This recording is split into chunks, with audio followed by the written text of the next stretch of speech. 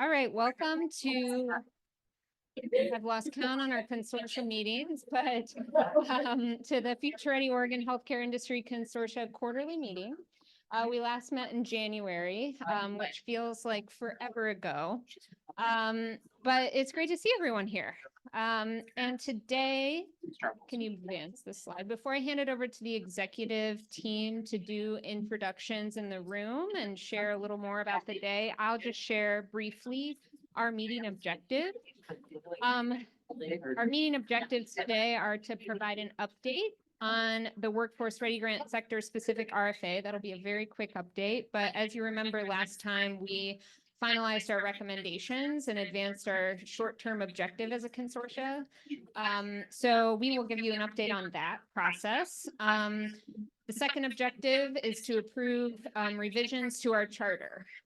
So we'll be going through some brief revisions to our charter, and we'll be going through a consensus process to formally adopt that. We'll also develop a shared understanding of our medium-term objectives, including the timeline, activities, and the role of all of you. And then we will hear an update on the statewide CTE plan and relevant healthcare sector takeaways. And these are in reverse order. Before you hear that, you will be breaking out into breakout sessions to talk about your policy and funding priorities for 25-27. So we have a very ambitious agenda after I looked at it this morning. But we will try to keep things moving along. So now I'm going to hand it over to my executive leadership team to go through their own introduction, and I will hand it to Marin.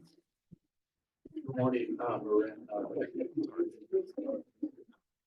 Good morning, everyone. Marin Arreola, part of the Governor's Racial Justice Council. I just want to say a few words, and I know Melissa will say a few words, but I just want to acknowledge and deeply miss Patsy Richards. She was a good friend and colleague who started working together since Governor Brown's administration doing Future Ready Oregon, back with Jennifer Purcell. We were meeting weekly, by the way, during those times with Duncan and the team. And, you know, we got pretty close to her. She was a very passionate, very kind, very giving, real, intentional person that really cared about the most vulnerable in Oregon. She really tried really hard that the work that she did and excelled at focus on equity and making sure that the most vulnerable, the most people that have a lot of hardships were serviced by the state of Oregon in a way that was really real and intentional. And so I just want to acknowledge her passing and her tribute, and I think her memory and her work will live in our hearts. And just want to say that the governor did acknowledge Patsy at our meeting in March. And I know that she sent letters to her kids just to make sure that they knew that how much Oregon cared for her. And so we'll miss you, Patsy, but we love you. Thank you. Melissa? Yeah, I'm Melissa Unger. I'm the executive director of SEIU Local 503, and I appreciate that. And, you know, I had the opportunity to be part of the beginning of Long-Term Care Works, which is a coalition of our labor unions plus our nursing home employers that brought Patsy out to Oregon from her workforce work in the South. And I think the thing that I would just really highlight is, you know, what you said is, I do think she was very intentional, but she brought so much joy and passion and opportunity to this work in a way that I think will be really missed. And also just a lot of leadership. I think over the year, you know, she was on this council doing this work after only being in Oregon for a year and a half. I mean, she literally arrived in Oregon the day the state shut down. She didn't, I mean, the day March 20th, it was like the day the state shut down. She moved and started her job and was able to, even in spite of that, make such a huge impact so quickly by really, I mean, really creating a program from nothing and creating a CNA apprenticeship program from nothing, creating a mentorship program from nothing, and really centering the workers, the CNA apprenticeships that went to work, I think, in a way that was not inherent in the work, but she really centered their experiences, their stories, and their lives as how she thought the work should be done. So I appreciate everyone who has shared stories about working with her. Her impact to our organization was very widely felt. Her impact to the workers who have continued in their CNA work has been really clear. And you know, RISE, which is an organization she worked for, is holding a memorial service for her this Friday. from 4 to 6. If anyone would like details, or just a memorial event, I don't think it's a service, but event, this Friday, if anyone wants details, I can send them out to Sarah so she can share them. But just to have an opportunity to lift her up here in Oregon and our experiences with her. So thank you for everyone who has expressed condolences to her family. Her sons have been doing a lot of work to move home, but also just make sure that she's remembered for her commitment to this work here and at home. So she will be amazed. She will be missed. Thank you. Thank you, Melissa. Go ahead. Becky Holtberg, the Hospital Association of Oregon, and I don't have a lot to add other than I remember meeting her and she just, and thinking, and I think I even went up to her and said, she was someone I wanted to know. And so I think that speaks to the joy that someone mentioned and just is a good reminder of how we bring joy to our work. Our work is sometimes hard. And when you meet someone who radiates joy, I think it has an impact on all of us. Thank you. I'm Adrienne Bennings, president of Portland Community College. Just honored to be a part of this group. And we've heard introductions and heard beautiful stories and memories of Pat. And I didn't have much opportunity to engage with her. A couple times that I did, and I can say, wow, if she's been the light just in those couple of meetings that she had with me, I can imagine the light and legacy and impact that she had with those throughout the community, the region, and those who directly interacted with her longer than the few months or so that I had been here when I met her. So I do want to also do another level of introductions here today. And as you know, as the executive leadership team, we meet outside of this meeting to work with Sarah to strategize and coordinate. But I want to draw your attention to specifically a charter language, and we'll be reviewing the charter later on in the agenda. But the charter language that I'm referring to in this moment is language that speaks to the executive leadership team will designate co-chairs who will provide leadership to the industry consortium and work with HEC staff to develop agendas and meeting content. And so in our last couple of meetings, we've had a discussion around that, and I want to formally announce and introduce our designated co-chairs from the executive leadership team, Marin and Becky. And so they will be working increasingly closely with Sarah to help develop the agendas as well as the meeting content. Before we get started, well, let me just say this about the leadership team. I think that we are all in good company and in good hands, and really have a critical work in terms of our shared leadership. We all represent individual agencies, institutions, missions, and what have you. But what we have here in this shared leadership model with the consortium is just really an opportunity to work with each other through the executive leadership team, through the state level, and all the interactions in between to help fulfill the greatest mission in our work ahead. And so I just wanted to really hone in on that and that in that context. And I'll turn it over to Sarah to move us ahead. Thanks, Dr. Bennings. And thanks to my leadership team who's helped kind of move us along and accomplish our first objective, which was advancing recommendations on Future Ready Oregon's Workforce Ready grants. And now we're going to spend today, we'll hear an update on that, but mostly thinking about the future and thinking about how we build a collective strategy for our healthcare workforce system. But before we do that, we need to do some kind of housekeeping. The first is approving the meeting minutes from our January meeting. So can I get a motion to approve those minutes? Thank you. Can I get a second? Thank you. So moving on, we have space for public comment. Has anyone? We do not have public comment today, so I'm going to move us on to our first agenda item, formal agenda. So I am going to, with Dr. Bennings, walk you through some of the components of our charter. I just wanted to kind of level set that we all reviewed a charter in June, which feels like a decade ago, even though it was, I don't know, maybe 9 months ago. But we never really formally adopted that. And I think I heard a lot of feedback from folks that it was a pretty long document, and also heard from folks that we might want to adjust a couple different sections, like membership terms or equity stance, et cetera. So we dove right into our short-term objectives without revisiting that, and thought now that we've advanced our short-term objectives, we would revisit the charter and formally adopt that charter today. It is still a draft on our website. It is still a working document. So wanted to spend some time before we launch into our medium-term objectives, reviewing a couple sections that I think we reviewed and want to make some suggested changes, including what we talked about at our last consortia meeting, how we're going to make decisions as a group.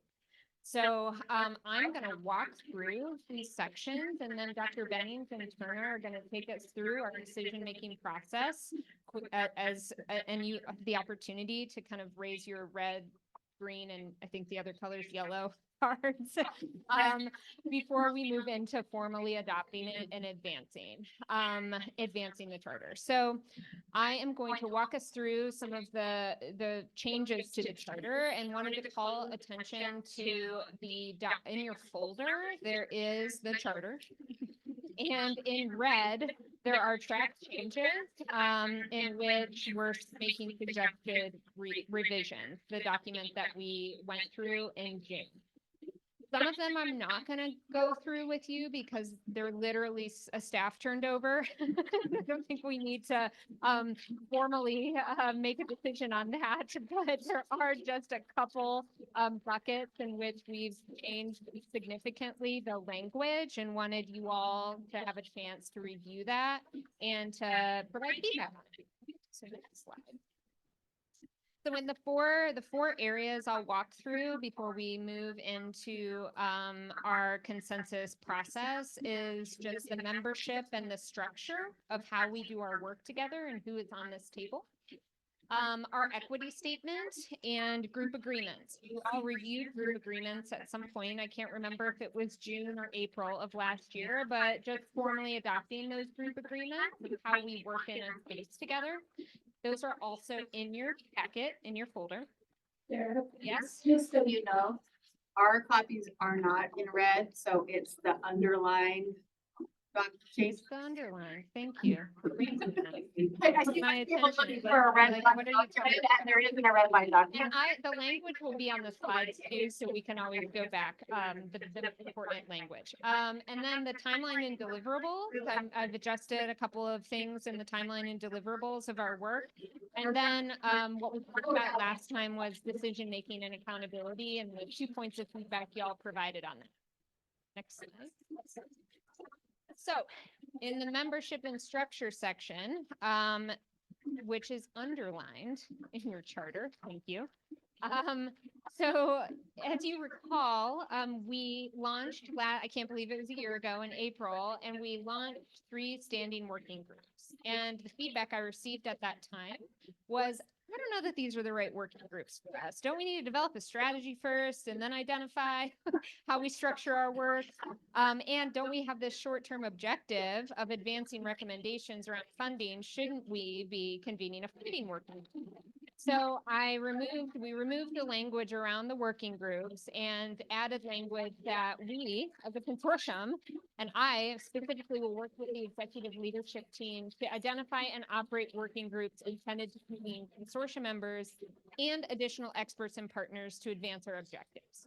Just broadly leaving this open so that we are able to structure ourselves appropriately to meet our objectives and not lock us into specific working groups that might not fit for our work. So that's the first change. The second change is, and how we do that will be reflected in the agenda throughout the day, and what we determine we need to structure ourselves to meet our medium-term objectives. But I also added a section around membership terms. I think people were like, well, how long am I on this? What's the commitment? Am I on this forever? Am I on this for a short time? Who appoints new members? I have an idea of someone that might be good for this. So thought we'd get clear around membership terms. And so the additional kind of language in the charter that we added was the first bullet is that we will recommend, HEC staff will recommend members to the executive leadership team for appointment or reappointment to a 3-year term. No term limits will apply, so people can be reappointed. And the third bullet is really around, we invited you all at the same time, essentially. And so we don't want everyone to turn over at the same time and have a whole new consortium. So we might activate staggering terms for originating members so that we have continuity of membership. And membership in good standing requires attendance at a minimum of 3 meetings per year. We have 4 meetings a year, 4 quarterly meetings. So just making sure that members are at least 3 of those meetings a year. And in the decision-making and accountability section, I'll talk a little bit about alternates and what that means for voting. So in our original charter, we had a small line around equity, mostly that we would adopt the HEC equity lens to shape our work, and thought we would call it out explicitly, HEC's equity stance in our charter, and then adopt our working agreements. So I'm going to read this stance, but also want just folks to sit with it and reflect on it. So for the HEC, post-secondary education equity will be achieved once one's community or characteristic, including but not limited to racial, ethnic identity, socioeconomic background, disability status, gender, parental status, veteran status, sexual orientation, and geographic origin or location no longer predict inequitable access to and success in post-secondary education and training. We will work towards this by addressing the root historical causes of systemic racism and inequities, not just their manifestation. This work includes the intentional examination and elimination of policies, practices, attitudes, and cultural messages that perpetuate the stark inequities in post-secondary education and workforce training we see today. I know that's long, but wanted the opportunity to kind of ground ourselves in our equity stance and bring it front and center in our charter, because I know that a lot of us, this is the why we're here. And the line item around adopting equity lens, I just don't think did it justice. So I wanted to call this out here today. And we'll go through the hard process when we're adopting this at the end. Next slide. So timeline and deliverables, the short term remains, we're done with that. The medium term also remains, the first bullet is the same, which is we are going to be assessing healthcare workforce needs, identifying education and training assets, and recommended policy and funding strategies to address priority gaps and opportunities. The 2 new medium-term objectives is to establish our standing working group structure, so how we want to operate in the long term, and establish success measures. And I'll go through this a little bit, but I see them in kind of 2 buckets. Performance measures, so like what is our vision for the healthcare work system and what do we want to see in the system? And then how do we, so the collective impact measures, like how do we think we're going to make a difference? We might send a lofty goal of, I don't know, training X number of people in X job or a combination, but then like, what is it that we're going to do together? So are we going to organize ourselves around investment, cross-sector investments? Are we going to, so there's going to be kind of a 2-part measurement framework that we will be proposing and adopting as a group. And then the long-term and persistent didn't change. So I won't read it because we read it to you in June. And then our decision-making and accountability. So we went through this at our last meeting, and this was our first kind of practice at red card, green card, yellow card exercise. And then we did it on our first recommendation. But the consortium will advance decisions by consensus. We will use consensus building tools to develop and evaluate proposals and recommendations. The discussions will allow for feedback and for members to voice concerns and offer suggestions for modifications that better meet member interests and the collective interests of the consortium. The consensus process will center HEC's equity stance in a consortium's group agreements. So this is what we talked about last time. In the old charter, it just said we're going to decide how we make decisions. We propose how we make decisions, and here it is. I got feedback on a couple things. One, and the second is if the executive leadership team concludes that unanimous consensus is not possible, decisions can be advanced by majority vote. We talked about this last time. The feedback I got was around alternates and quorum. I shared that we need a quorum to make any decisions. And so people were like, well, okay, what do you mean? What do you mean quorum? So I added a line that says a quorum must be present for both the process and the vote. A quorum will be achieved when a simple majority of the voting membership is present. And alternates may vote on behalf of the voting member who is unable to attend. So I think that the kind of process check is telling me that it's an alternate and they are allowed to vote on behalf of the member, and being clear about that and giving enough time so there's time to prep the alternate. Okay. So I'm going to hand this over to Dr. Bennings and Turner, who is going to lead a consensus process to approve these revisions to the charter.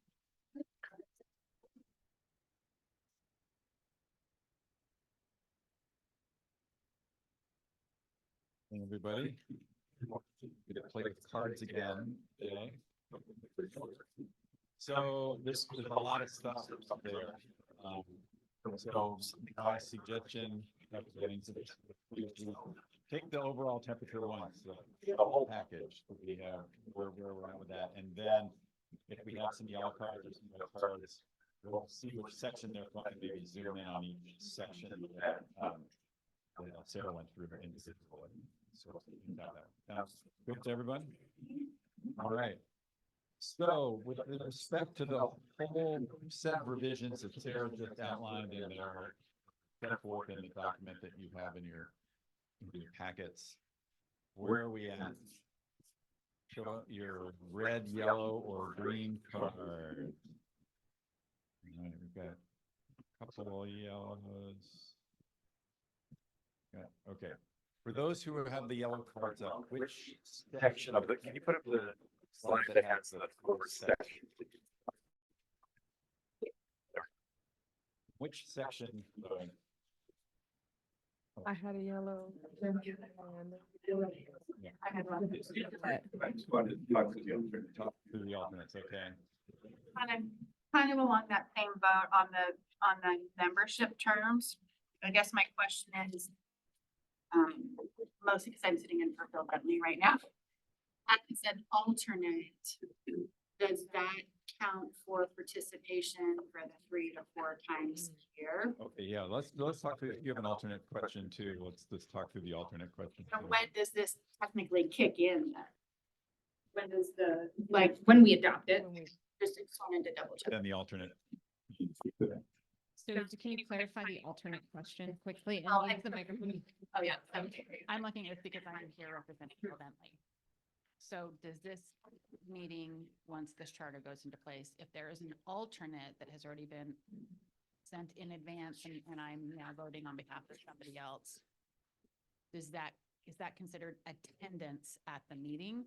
Or does it have to be the actual committee member that is attending this alternate count or not?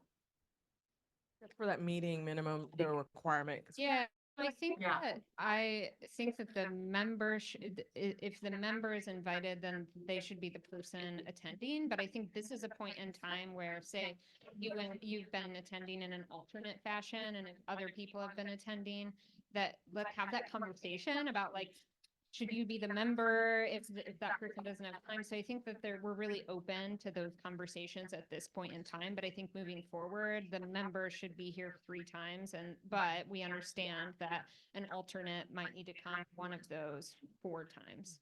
But let's have a conversation since you have been attending as an alternate, and if it makes sense that you're actually the member. And I think this is a good time to reset on that conversation.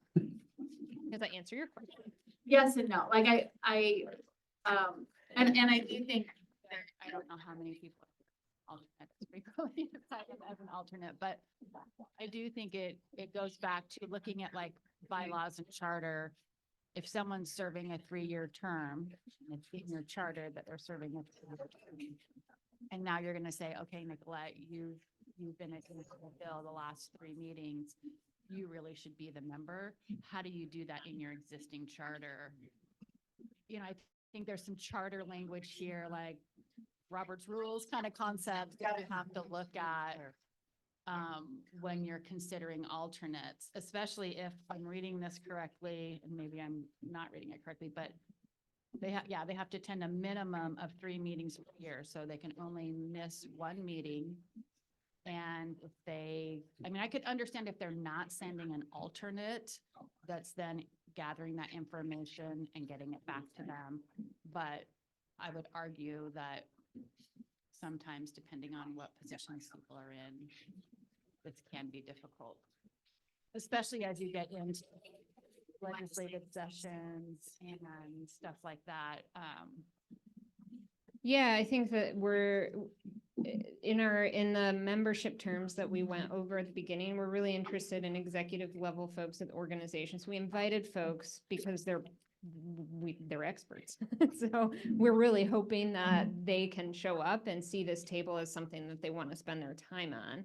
So if that's not, I think it's okay if we revisit the membership terms. And so how I would activate that, and I think maybe we need clarity in the membership terms around alternate is what maybe that's a way to solve for it around in the membership terms, or some clarity around alternates.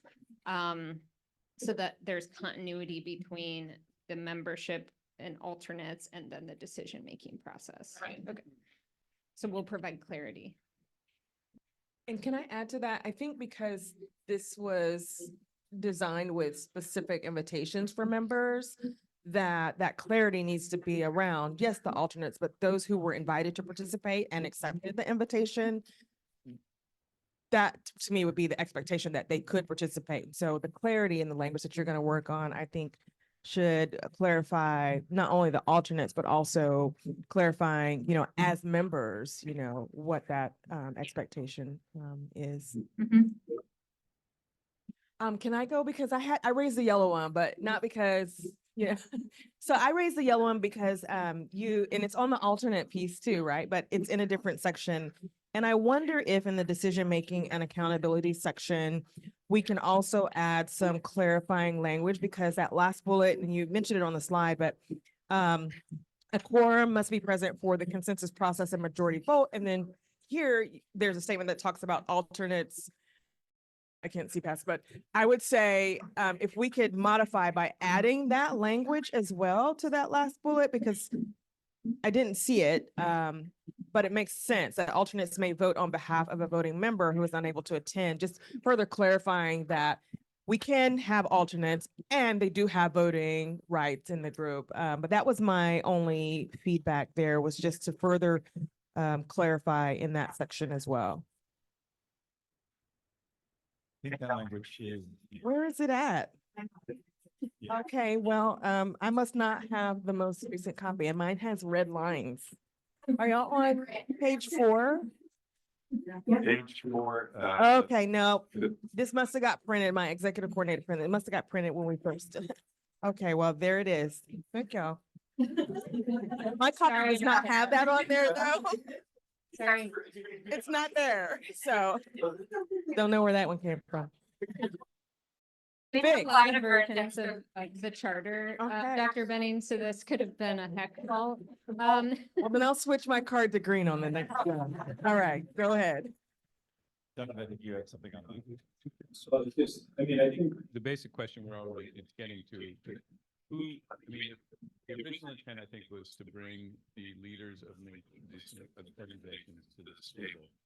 And again, I think in my own organization, we don't let alternates go because we want the folks here who are making decisions. And because this is a forum where the idea is to align to organizations that are leaders. So I just think we need to be thinking about that, because if we move to alternates, it's going to change the nature of the conversation.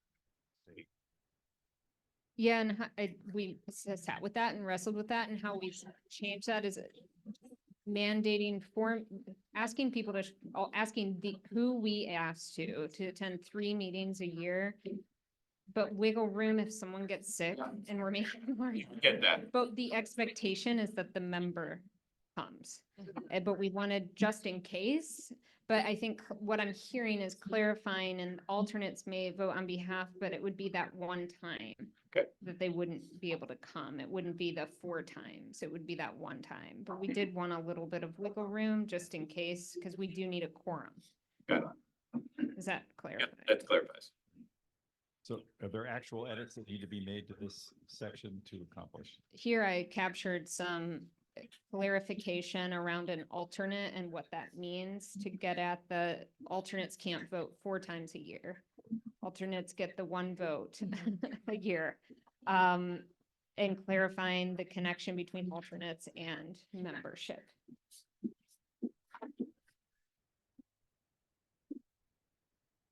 My name is Emily Hinkey. I'm with Oregon Public Health Institute, and I'm also here on behalf of all the people who have children in preschool and have been sick for the last 6 months. And knowing that these meetings are only quarterly, like I don't have the ability to predict when, somebody in my family, including myself, is going to be sick. Having an alternate only able to vote for me 1 time, and like that already just deprived me of my vote probably 50% of the time. So like we, and maybe we explained this in the meeting section. So in the last meeting, people were allowed to vote, call in and vote. Okay. Stand, childcare, travel, sickness happens, but one will likely be moving to 1 full Zoom meeting a year, in the winter. Because it's winter.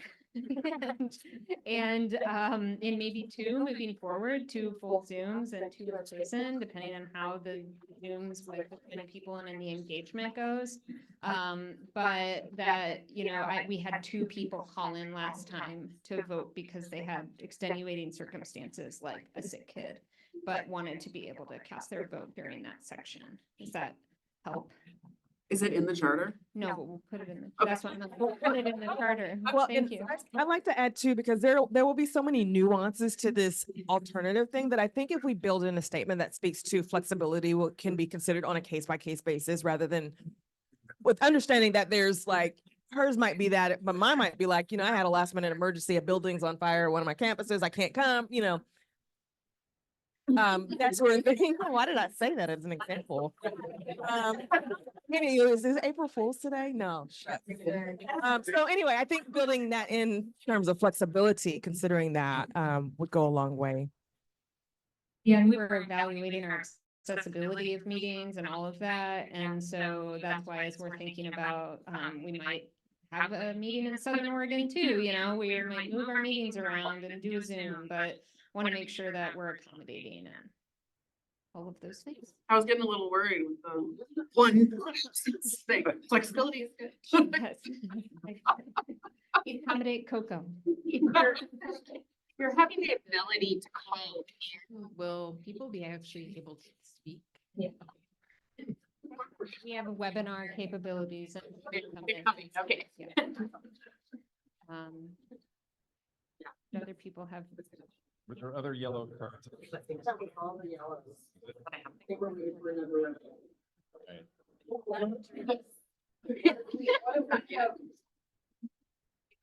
Grammatical thing or just word edits. It's not a yellow card thing. It's just up to you. Jennifer, her grammatical. That wasn't really fun.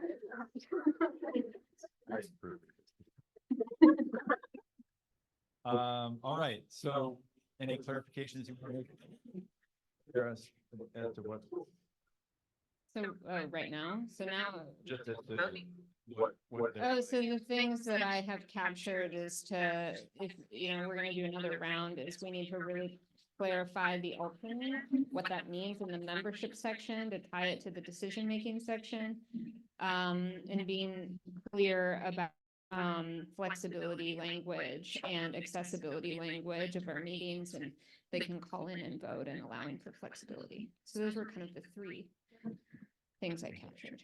So with those amendments to the charter as proposed, let's see cards on the table. We're getting there. Yes, all right, all great. You have a charter. Congratulations. We're polling the two members who are. Okay, We have 2 members. sorry. Okay.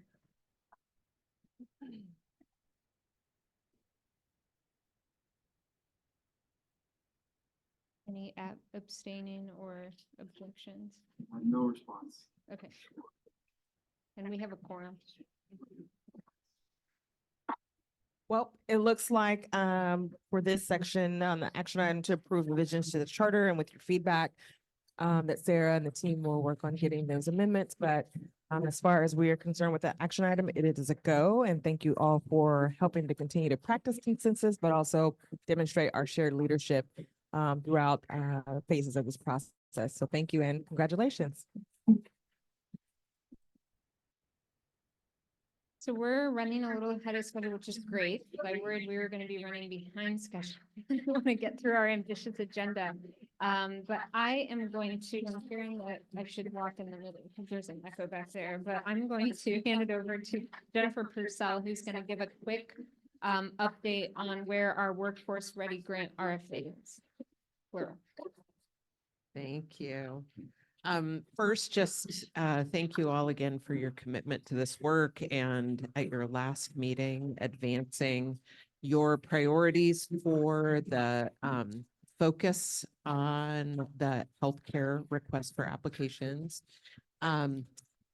We have also gone through the same process with your counterparts in manufacturing and technology. I thought I'd give you a little bit of an update on what those priority areas landed on. And then in terms of timeline, the draft request for applications is currently being reviewed, and we are optimistic that we'll be able to open that later this month.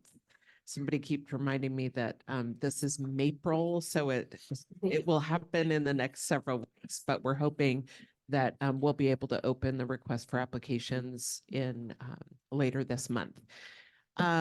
For manufacturing, so as a reminder, you all landed on 2 focus areas. One was specific to nursing career pathways, and the second was an emphasis on regionally identified or community identified healthcare workforce needs. For manufacturing, they also landed on 2 focus areas. One will emphasize career awareness and career exploration in the manufacturing sector. And then the other focuses on earn and learn opportunities with an emphasis on transferable manufacturing skills. So across the diversity of opportunities within manufacturing in Oregon.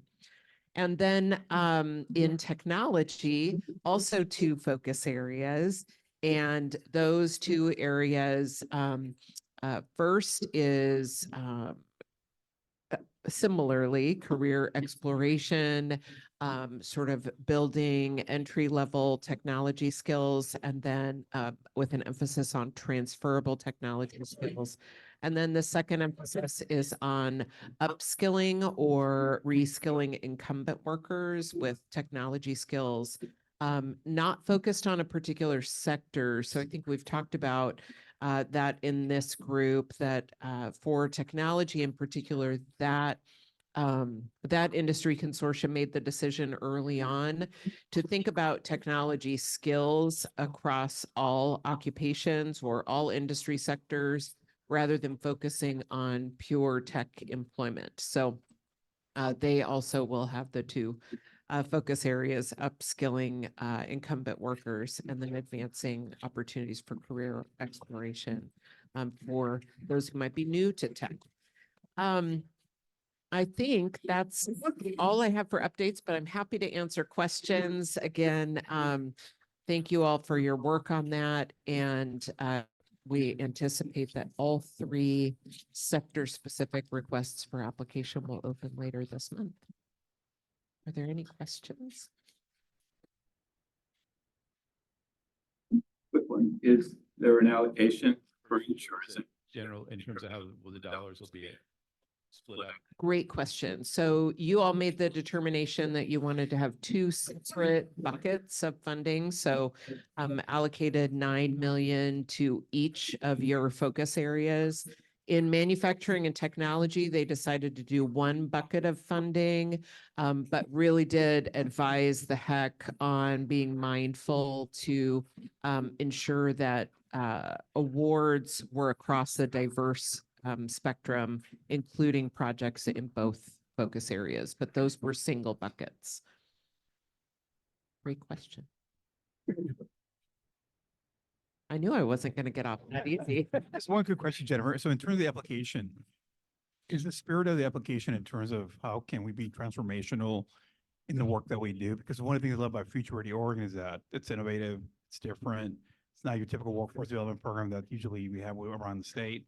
So I don't know if within the spirit of the RFA that somewhere kind of this you've laid in there in terms of we want transformational innovation, new, projects or programs. Thanks so much for the question. I appreciate the opportunity to sort of reinforce that there are these foundational principles to Future Ready Oregon that center the needs of priority populations, that provide for innovative education delivery, coupling education and training costs with wraparound supports. Those are all foundational to all of the investments. And you will see that in the RFA. And then each of the industry consortia, you all did this as well, came up with some additional criteria that you recommended we use to inform decision-making, and those are built into the RFA as well. All right, that's all for me. Any other questions? Great. Well, we appreciate that. Feels like I don't know. There's a lot of work to get there. Being at the heck and seeing how much work the team is doing to get these RFAs ready. And I just shout out to the Future Ready Oregon team and all the grant administrators that really took all of these recommendations and created RFA or RFAs for each focus area. It was just a monumental piece of work. So maybe that's why I'm feeling like I need to give it more airtime. Just recognizing the tremendous amount of work it took us to get here. So congratulations. And now we are doing the exciting work of our medium-term objectives, which is where we're going to spend the rest of our time today on. I am going to just briefly do just a timeline work plan overview, ground ourselves in our medium-term objectives, and then hand it to Becky, who's going to go through the industry focus groups and employer focus groups and what we're trying to accomplish with that. So we did it. We advanced our short-term objectives, and now we get to move into our medium and long-term space. And so the three bullets here are first, make strategic policy and funding recommendations to address healthcare gaps and opportunities. And I'm really in terms of a strategy, like us really developing a strategy with metrics. And I want to recognize that two things. One is this might seem like a backwards process. Like we launched last April and now we're here in this space to develop a strategy with metrics. But the way I think about strategy development is iterative. And we launched with what we knew. And we did not have the luxury of time to come up with a perfect strategy to inform recommendations that needed to inform these RFAs that had to get out. So I just want to acknowledge that we did not have the luxury of time to develop a perfect strategy. But good strategy is adaptive, and I think we have something to work from. With the great work of the funding working group, the data that the employment department has been working with us on, all of the input that you have given thus far, we have a good foundation, I think, to start to put pen to paper on a really good strategy for action. And that, I think, is going to lead to this policy and funding recommendations as we think in the future. And we also have grants on the ground in communities that we'll be learning from. What's working, what hasn't, both in terms of outcomes and results, Shonda back there, who is on our data and research team, who's deep in the weeds on that now. And we didn't have that when we launched this either. We didn't know what was on the ground because there weren't grants out there.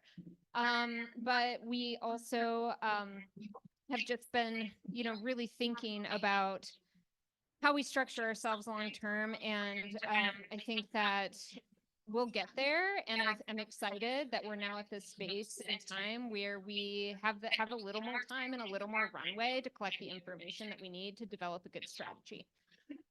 So we'll also be establishing standing working groups and establish success measures, and all of the work that we've done over the last year will be feeding into that process. We also heard, and you can get to the next slide, that industry input was critical to our work, and employer input is critical to our work. And I know many of you are representing employers or industry, but folks said, yeah, but we really want to know what your members and employers have to say, what are their barriers, what are the opportunities, and really bring that to the table to co-create with community, education and training, and labor, because we are in a shared leadership space. So I just wanted to share that now we are at this great point in time to learn from the past, incorporate it in our strategy in the future, and deploy some things. And so over the next couple of months, we'll be engaging employer focus groups. And I know many of you have received requests to participate in that process. We have a consultant that's really helping us frame those up, and Becky's going to talk about that in a second. We'll be starting to develop our working group structure and our metrics, both performance and what we, I mentioned this earlier, how we believe our consortium can make a difference. So I like to call those collective impact measures. And then in June, we'll have a discussion around what kinds of working groups we think are best for our table. And we'll also have a metrics discussion. Right now, I see Todd in the back. We're planning the talent summit, and a couple of you have gotten requests to speak at that. So thank you if you've said yes. And you might be getting an email from me next week with another request to speak. But as part of that process, as part of the talent summit, there's also a talent assessment. So that's a body of work that will feed in, and healthcare is a sector that assessment is going deeper into. And so that will weave into our strategy development. So we'll hear from folks in June about that assessment and some learnings from the summit. And we'll get a focus group update. And then over the summer, I think that's really where our work groups will convene, and we'll be developing our strategy and priority setting and elevating priorities. Then in September, kind of agree on a set of priorities, agree on a set of goals and metrics that we want to hold ourselves accountable to. And that's where we'll also get the final focus group report from our consultants around employer input. And then October, December, we're going to have our strategy finalized, our priorities. We're going to be ready to go for 25, 27, and everyone's going to be excited about the work for 2025 and beyond. So I just wanted to give you a high-level timeline and work plan. Earlier, recognize that this isn't probably a linear process as much as we can put a linear process on paper. That's not how these things go. But also just wanted to appreciate the fact that we didn't have the luxury of time to put a perfect strategy together. We did have to move forward with recommendations, but we moved forward with, I think, some really good ones with what we knew and your energy. And so just wanted to thank you for that. So here's our work plan, and I'm going to hand it over to Becky, who's going to give a little more information on the industry focus groups and employer focus groups. Yeah, thanks, Sarah. I think the words that she's using to describe the medium and long-term objectives is also a good way of saying, how do we, what do we want to be as a group in the future? What do we want to be when we grow up? How are we going to organize ourselves to solve the problems that we've identified and use this body as a convening table to help solve those problems? And so as I think the conversations have evolved, we've realized that one of the foundational elements of that is to identify what we need in what employers need in the workforce. And by need, I don't just mean in terms of types of skilled workers, but training pathways, recruitment and help with recruitment and retention. So I think the continuum of when we say employer needs is bigger than just what kind of workers you need. But to establish that foundational piece, which we will then build on to create those pathways and to do that work, is going to require probably more input than the input of just the people in this room. And so the focus groups are, how do we get that input broadly so we can bring it to this table so that we can then build the work out that this group needs to do. And so as you can imagine, in a space as diverse as healthcare, that's a pretty big challenge. I mean, we have thousands, tens of thousands of workers represented at this table. Lots of diversity in terms of the types of employers and the skills of workers that we need. And so I think Sarah has done a good job at framing this in a way that hopefully we can capture that diversity through these focus groups. So the goal, again, is to just understand industry needs to inform our future work and the cadence of gathering future feedback from employers as well. So 7 regional focus groups, 10 to 12 individuals per group. Some regions of the state, and this is work I realized in my world, problems can be different depending on the region of the state. So we wanted to recognize that. Again, diverse array of employers, employer feedback, and then you can see the regions on the right side, which, believe it or not, it's really hard to even divide the state into regions when you're having this conversation. So I want to recognize Sarah because there was a lot of work just in this like simple slide. All right, next slide. So these should look really familiar to you because I think these are the things that we've been talking about over the last several meetings. They're going to be the foundational focus areas for the groups. These are going to be the areas in which we want feedback. Demand planning. So in the context of workforce demand, what are employers using? We have the statewide view, and there are like things that we could all be like, yeah, we need more nurses, but really we got to get to a more granular level than that. And we've got to make sure we're representing the diversity of occupations and the diversity of needs that employers have. And so what are employers using and how do they predict their workforce needs? The second bullet should also look very familiar to you. Industry recognized skills, high value credentials, and education and training needs. Are there pathways? And we know in healthcare, this is a particular challenge. Are there pathways for non-licensed short-term credentialed occupations into those licensed and credentialed occupations? I mean, I feel like if we could solve this problem, we will have like made a huge impact on the healthcare workforce in this state. Diversity, equity, and inclusion strategies. What are the strategies that employers are using to recruit and retain a diverse workforce? And I want to note the word retain in there because I know there have been comments around this table about that issue of retention and that is captured in this as well. And then retention and system barriers and some sector-specific questions about those things. All right, next, in terms of the process, there will be some pre-assessment interviews with folks to increase understanding of issues within those focus areas. That's going to then inform the questions that will be posed to the focus groups and the membership of those groups. So lots of diligence involved in making sure we're asking, if we're going to convene these groups, we're asking them the right questions. We want to, again, identify regionally specific issues. The issues in Eastern Oregon may be different than the issues on the Southern coast. Let's make sure we capture that. Seek suggestions for employer representatives for focus group participants. And then, so that's April. That's a lot to do in April.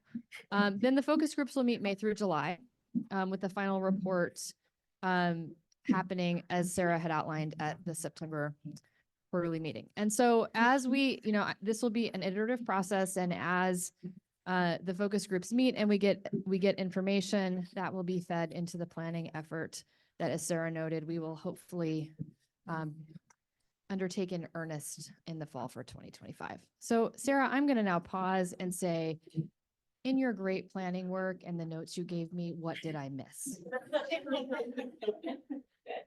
I think that was great. And I think that, so I don't think I missed anything. I'm curious if folks have any questions about this. I just wanted to name that This process is coming through the great work of a consultant.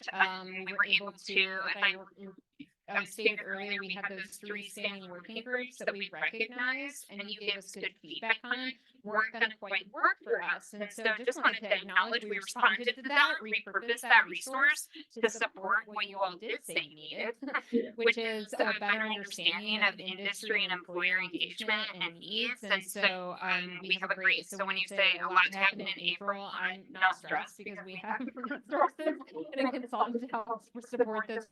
And folks like Duncan and Heather and others in this room who have acknowledged to participate in some of these pre-assessment interviews to help shape these. So this is really kind of just a good exercise too in activating the membership of our consortium. And so just wanted to thank folks that have participated so far. And Maria, Quick question, maybe in person or virtually, you doing the focus groups? they're going to be in person. Okay, in person, okay, great. Yeah. And then one more comment, in terms of the charter, once we hone in on the charter, will you explain to the employers what's our purpose as a consortium? I don't know, do they know what we're about? What's our mission? What's our purpose? I don't know if they know and clearly, well, you know, what are we here for? So the folks in the focus groups. Yeah, I mean, for example, the employers are going to talk to, I'm assuming they want to know, well, what are you guys? What are you guys? Yeah, there's going to be a lot of level setting that will be needed to do at the beginning of these focus groups. So it's like, why would I even come to this and give you my information and have this conversation? So I do think it's helpful to have a consultant, a more of a neutral person kind of run these so that people can be candid, quite frankly, about their needs and barriers and opportunities, but agree that some foundational information up front is critical. Are we combining the different sectors like behavioral health, long-term care, acute care into one focus group? Or not? Yes. Yeah, so the choices we made, were we had to make. Where we had resources, and I think this is like, I just want to say this is a start. Like, this is not going to be perfect, and we shouldn't have perfect be the enemy of progress to get input. But the choices we had to make were, do we want to do 7 focus groups and do 1 around behavioral health, 1 around dental, 1 around long-term care, 1 around, and what we decided was, what we're hearing is regions have different needs, and so doing 7, but we had resource for 7, doing 7 regions and mixing those, is the best approach at this point in time.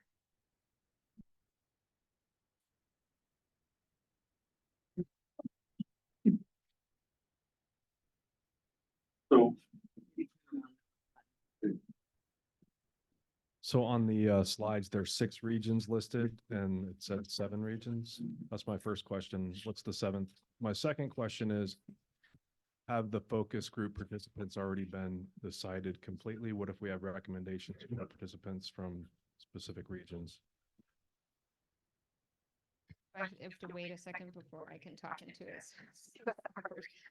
So we have 6 regions. My apologies for the slides. We are doing 2 in the Portland region just because of the amount of employers in this region. So we have resource for 7, focus group 6 regions. And yes, Heather has been chosen to help us think about it, and we'll want to talk to you too about the employers in the southern region.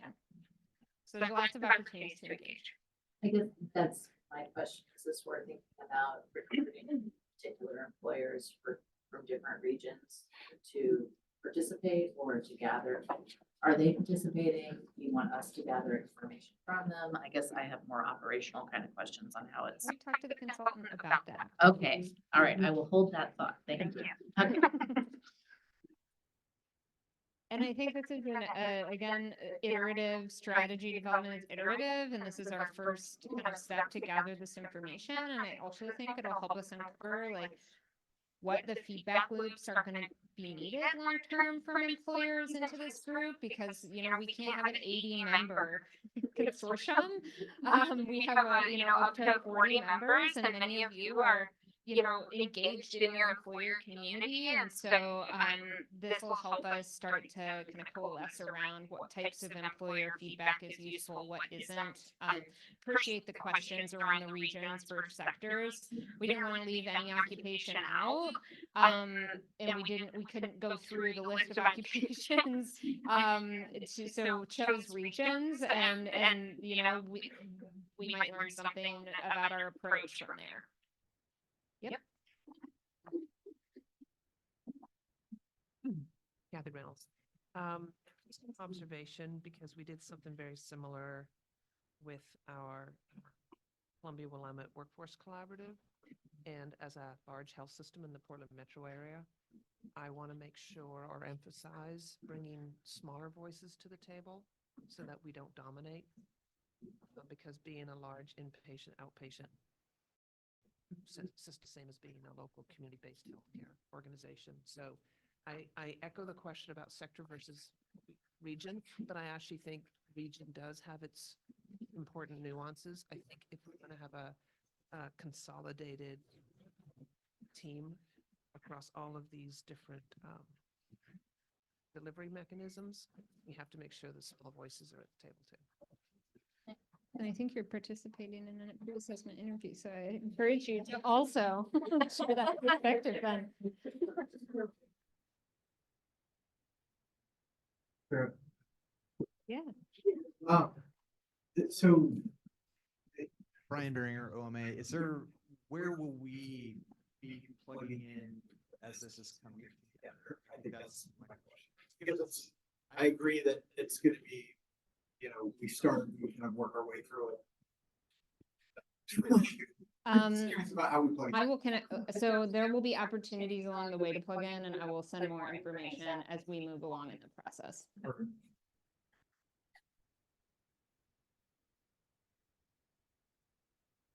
Other questions?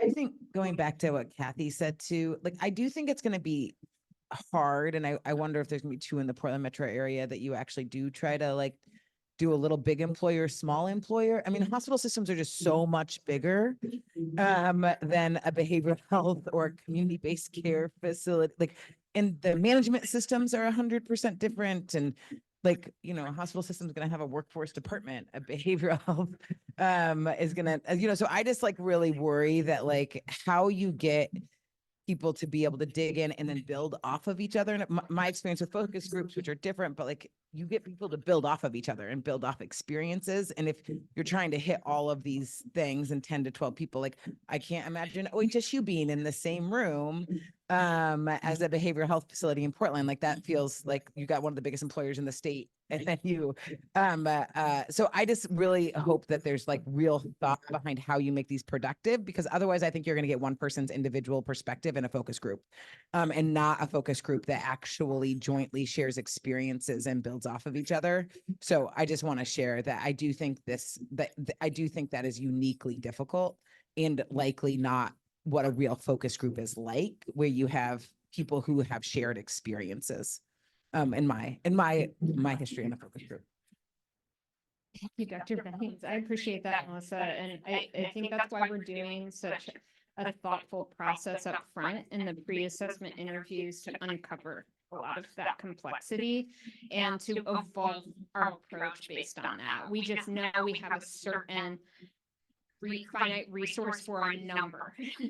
So I think that especially to get at that, I think we're encouraging our consultant to be really thoughtful to uncover that in the pre-assessment interviews. And if that means we need to do more interviews to restructure things, that means we do that. Yeah, I appreciate that very much. And I know you don't have the context of Oregon Council and the work that we do with our members, but I'm glad to hear that, Sarah, and I'm kind of trying to not be too operational. But I would say as our association, we have folks that are 5 employees, and we have folks that are over 1,000 employees, which is still quite small compared to hospitals. But for us, that's the largest agency, our couple largest agencies are over 1,000 employees. And so we've lived, breathed, and pulled this data for 3.5 years now.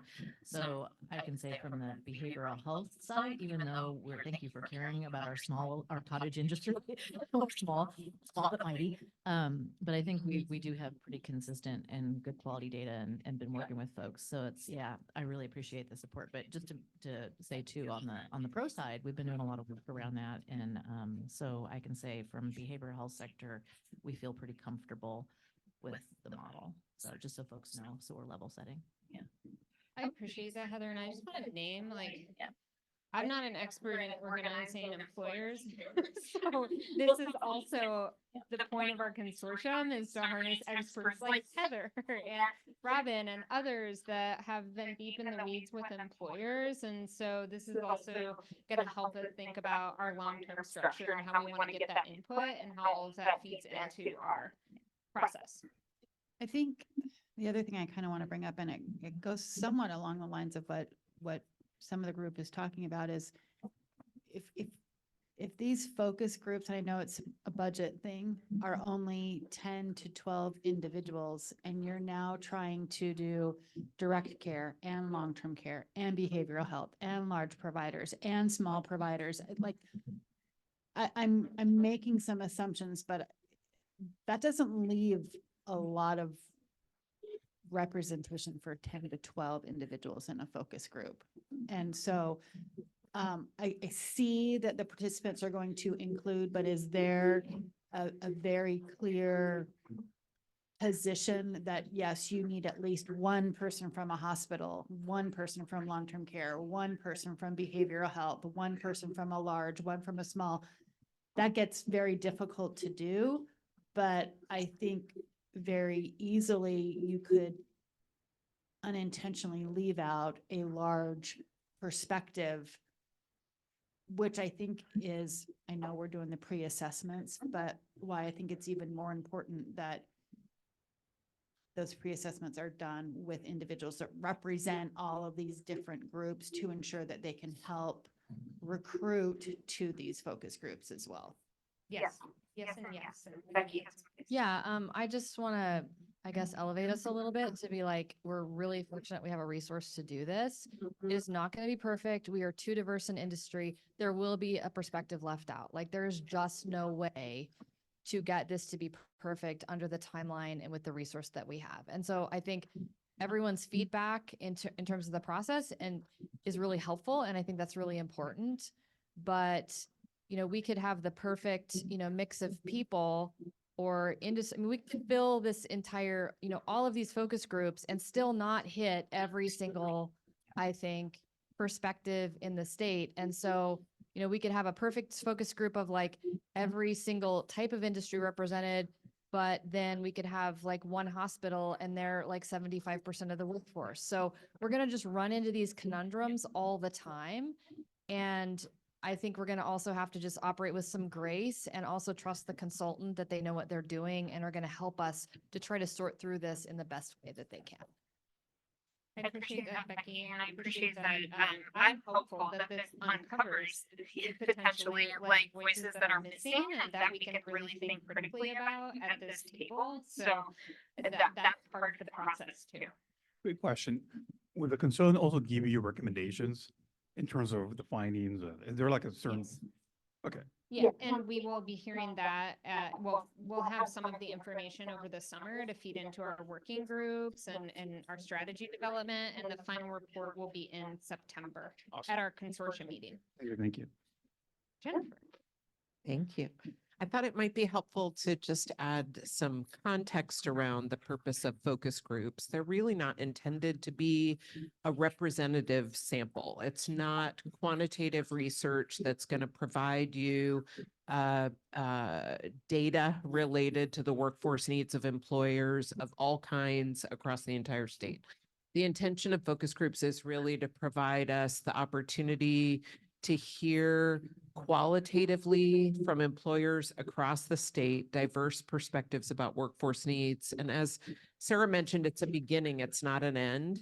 So it gives you all something to really build upon. It should be foundational. It should help guide your work going forward, but really being responsive to what you all and your counterparts in manufacturing and technology have said, that it's really hard to think about integrating education and training responses when we don't know the to what.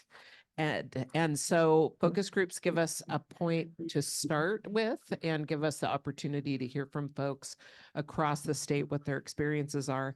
And as you all have indicated, you are that industry experts, and you can bring that perspective to the consultants, and the consultant team that we're working with brings that focus group expertise, both in terms of how you facilitate a conversation so you don't person in the room, but that you get the opportunity to hear from everyone, and then how we can ensure that we're recruiting a diverse perspective of folks in each of the regions, but with the feedback from you all and the regional expertise and the sort of sector specific expertise that each of you bring. So hopefully that's helpful.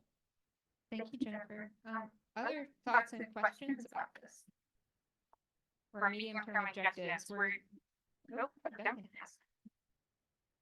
Thanks. I think what we've got to acknowledge in this as an employer is employers aren't doing their job. We have not defined by sector our needs clearly and carefully enough to be able to communicate with in this group. So we've got to figure that out.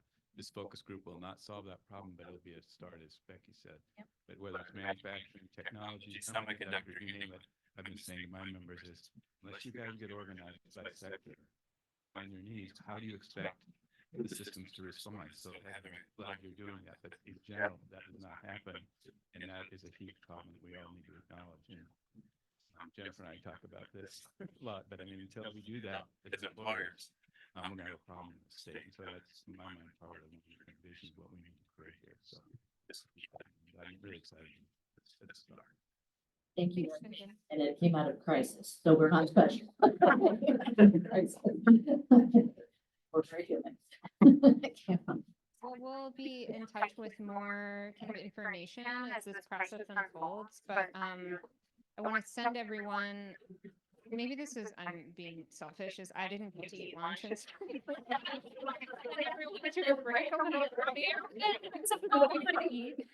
Before we move on to the rest of our day, which is going to focus on our medium-term objectives and how we engage in policy. And you'll hear from Rachel and Kyle from the HECS office a little bit about a level set in the process.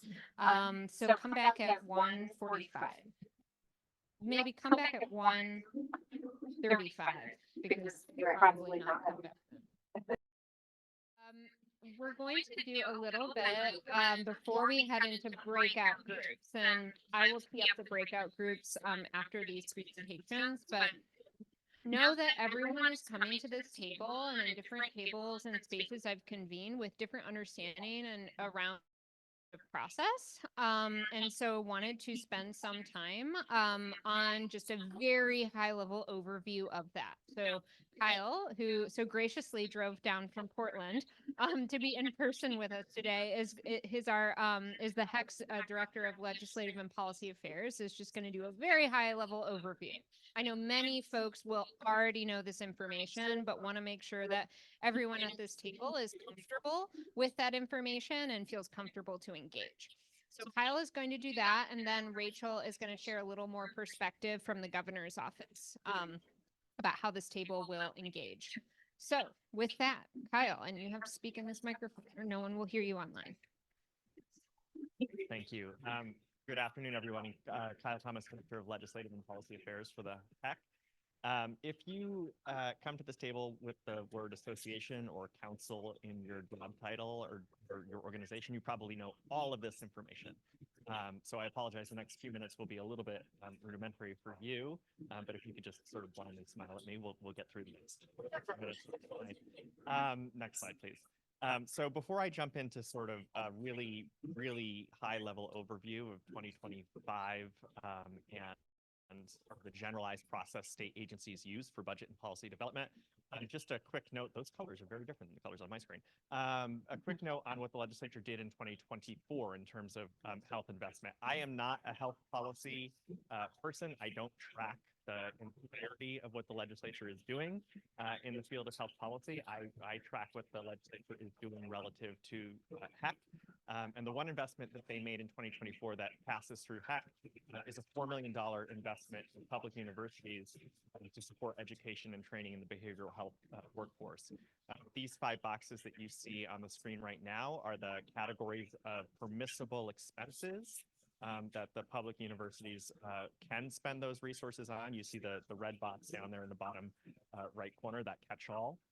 That basically allows the institutions to do pretty much anything that they deem is necessary and appropriate in order to benefit the behavioral health workforce in the state.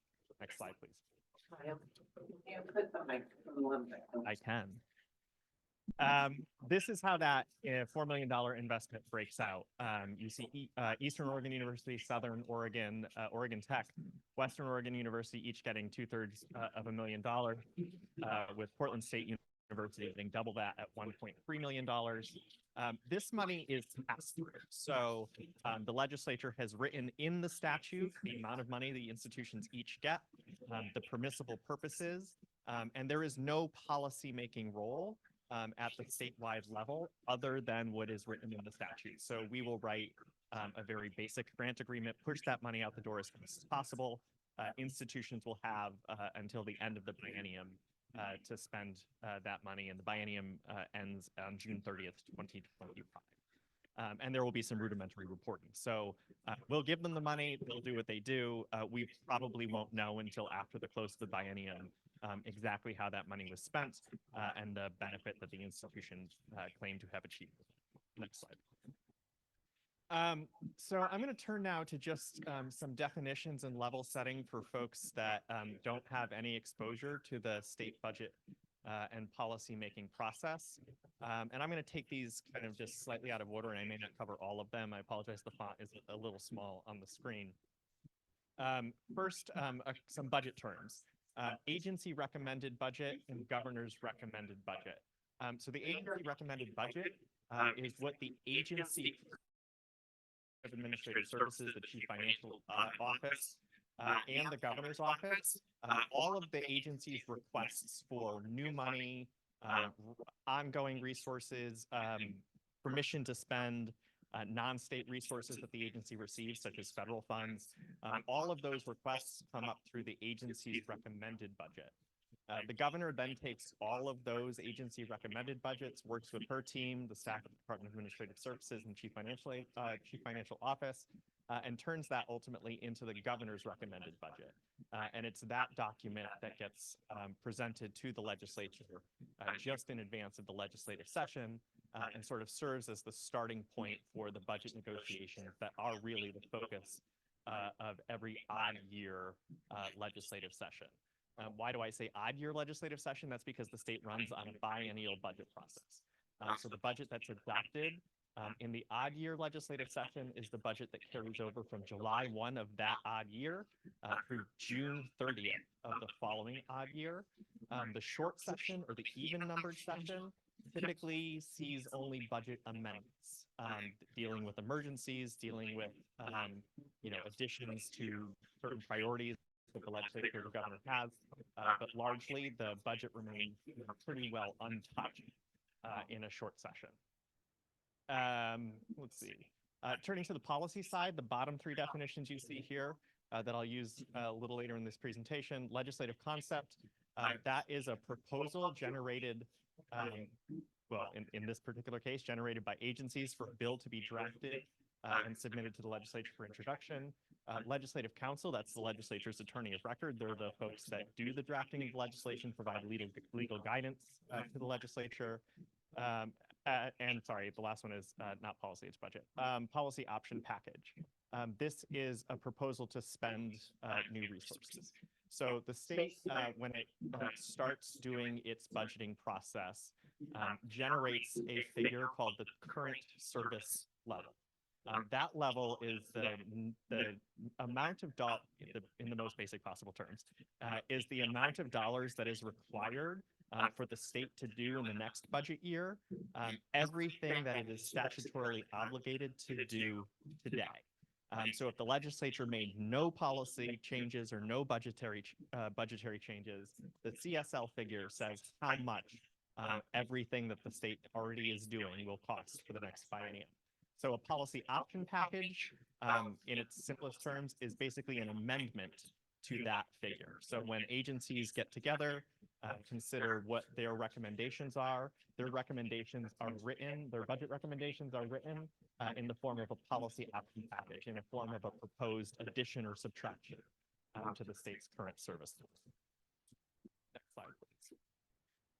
In terms of how we do policy and budget planning as a state agency, we basically have two separate, related, and often intertwined processes. The policy option packages that lead to the agency recommended budget and the governor's recommended budget are on one sort of track.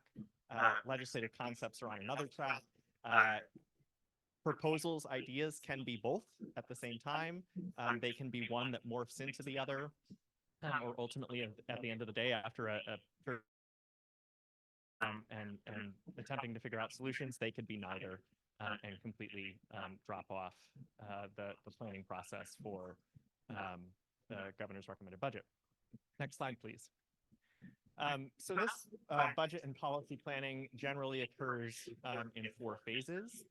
There's the conceptualization phase that begins really at agency discretion. You know, large agencies are probably in a very continual process of conceptualization, where smaller agencies, smaller boards and commissions probably have a more defined term of policy conceptualization. But they begin when the agency starts them up until about March of the even numbered year. Then we get into the drafting phase, which is the next few months, where those concepts are sort of further refined and defined. There's partner engagement, which leads to finalization, which is when all of the deadlines around when the agency recommended budget, legislative concepts are due into the centralized state offices, into legislative council for drafting in their final form. And then decision-making, which happens in November and December of the even number year, which is when the governor ultimately make decisions about what will be printed in the governor's recommended budget and what will be introduced in terms of legislation in the following legislative session.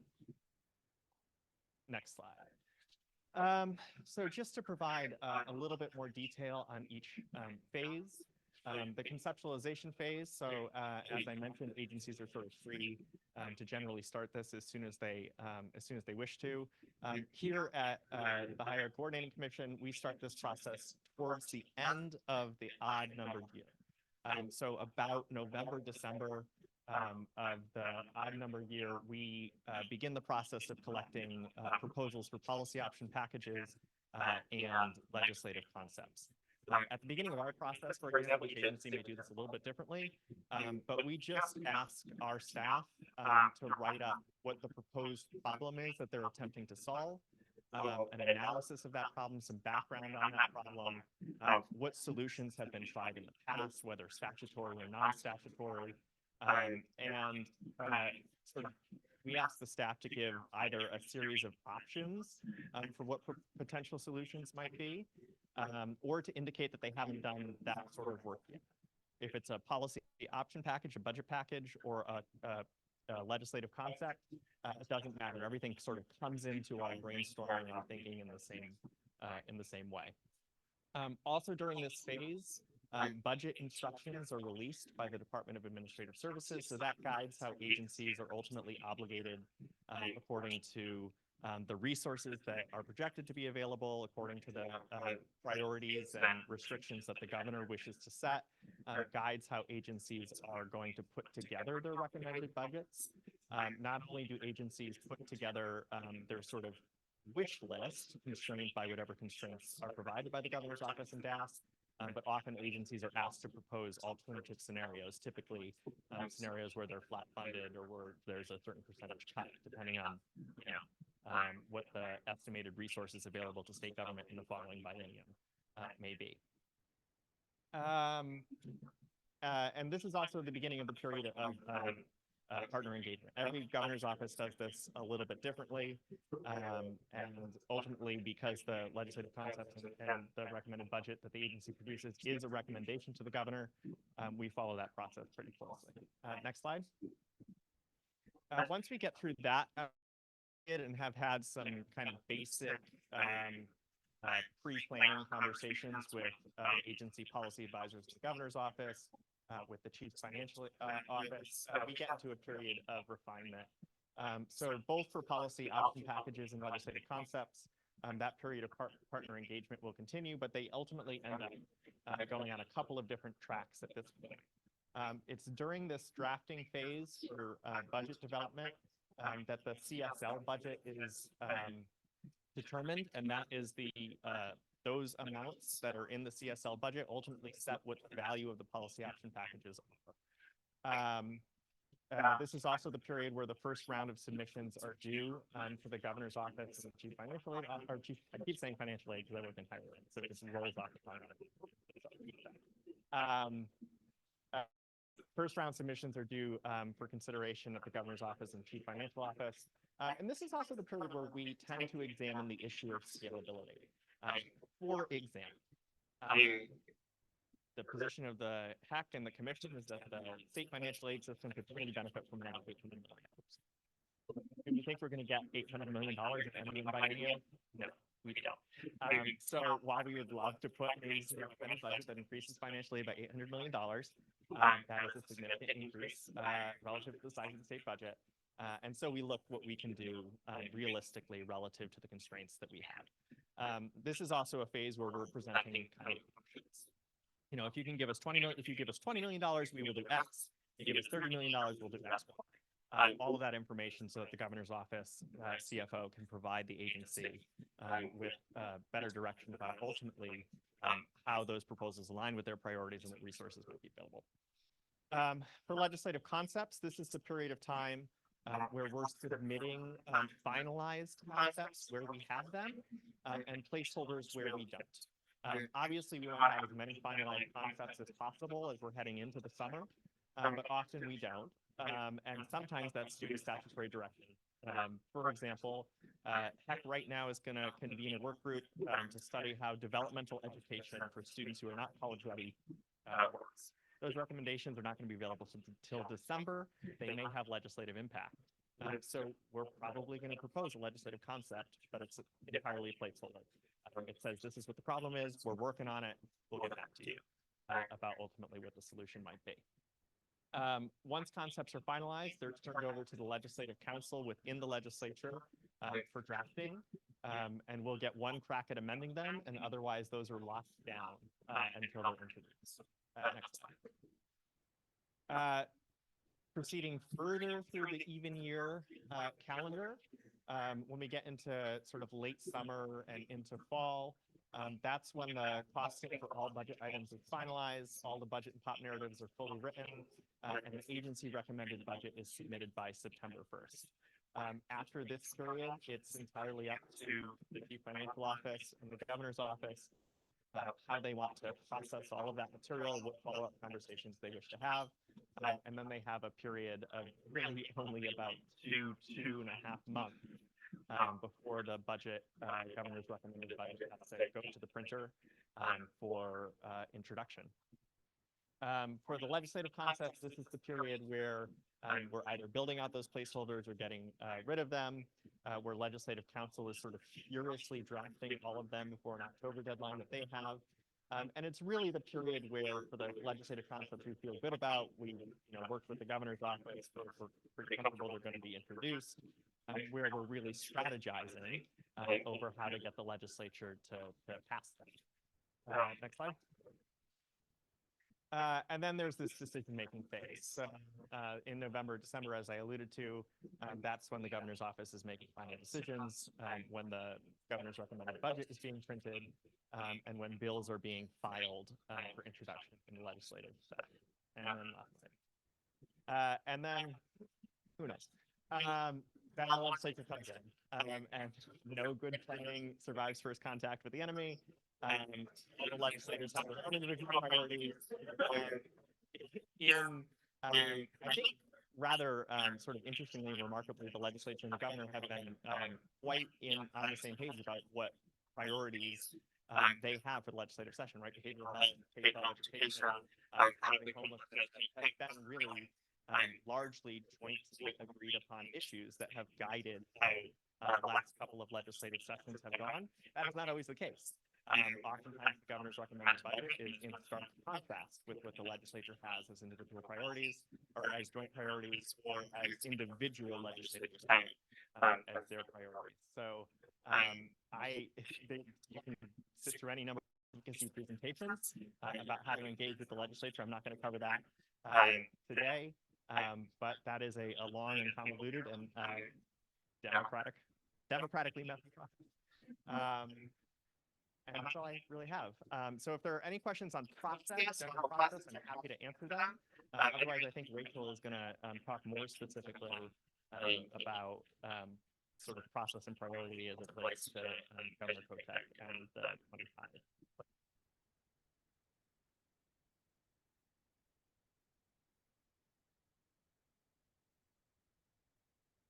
Thank you. Thank you. Thank you.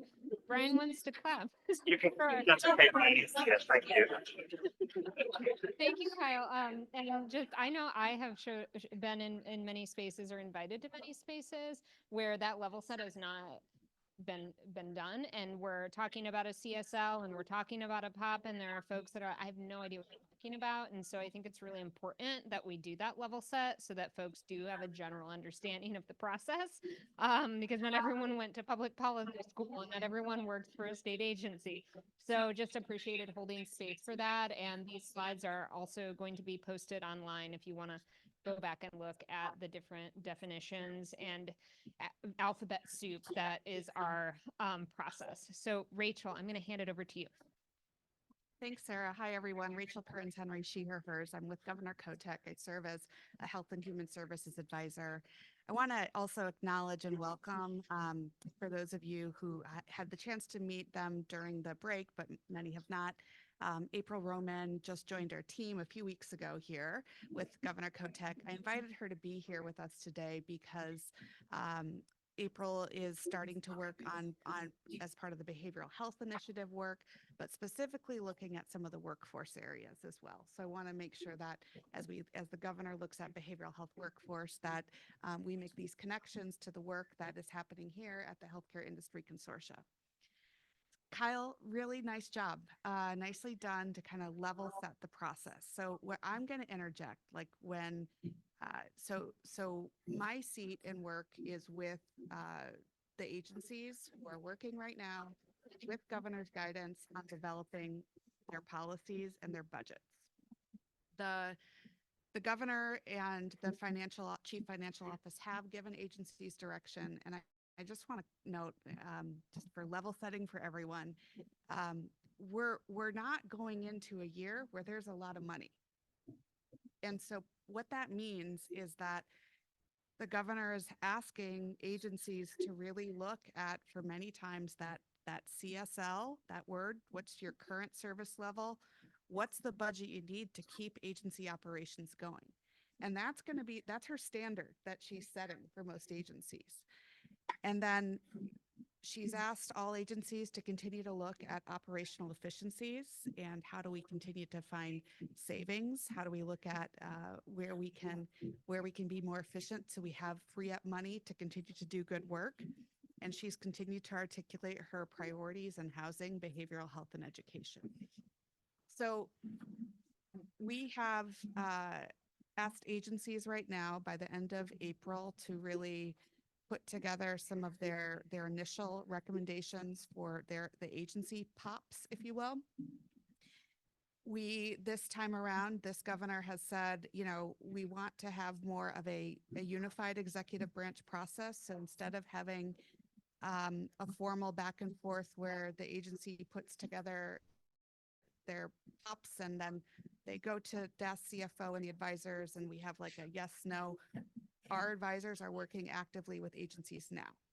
So that means that like we're working every day, every week with direction and making sure that we're understanding the details of what are the pressures, knowing that we're in a really tight budget environment so that we know what's going to come out of an initial set of recommendations. And as we then come together as a united team in the governor's office, looking at what agencies are putting forward, what will that community engagement process be, which is going to be really key during May through July. Agencies and governor's office, you'll anticipate will be having community engagement meetings and then going into then the fall months, as Kyle mentioned, where we'll be finalizing the budget. The governor has identified some, you know, on housing.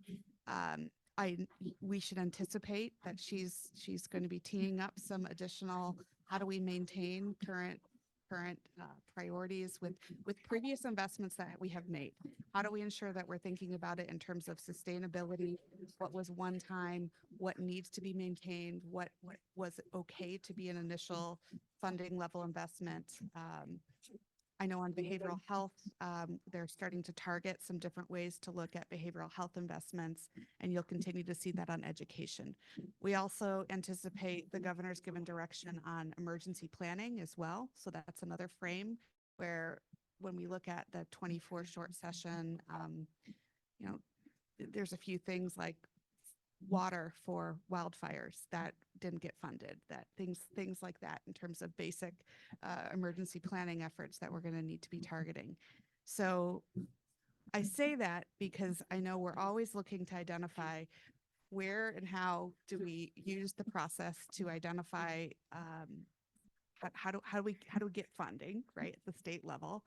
I think the engagement processes that you're going to see from agencies that happen during the summer months are key.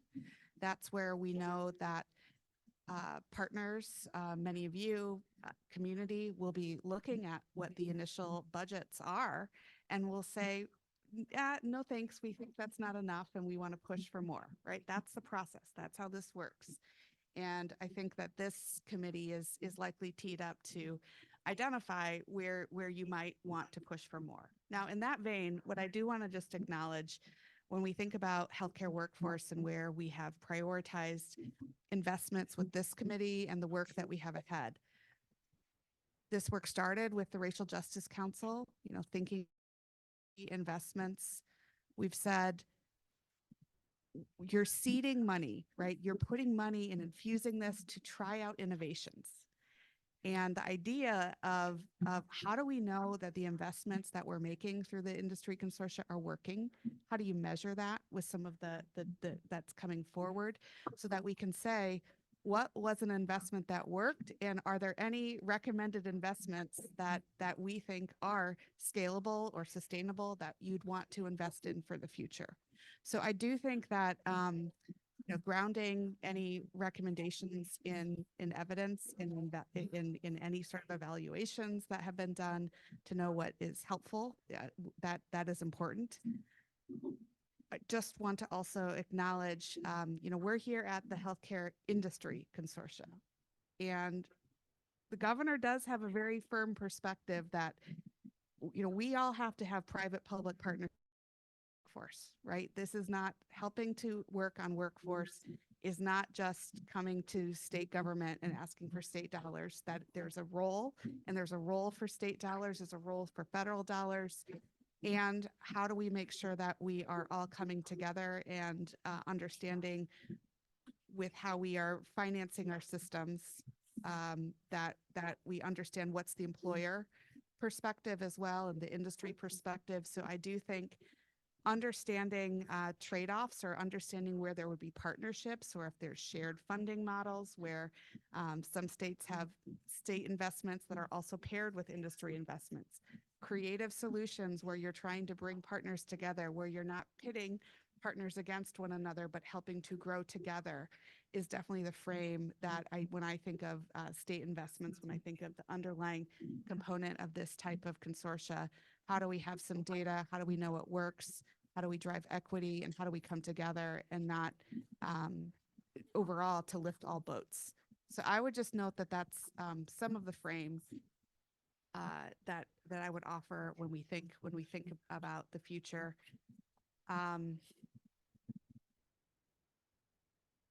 And I think those are all of the major items. I would note, not related to funding, but but related to short session, there were some additional workforce tasks that the legislature granted to agencies. I want to acknowledge that HB 151 that went to the Systems of Care Advisory Committee.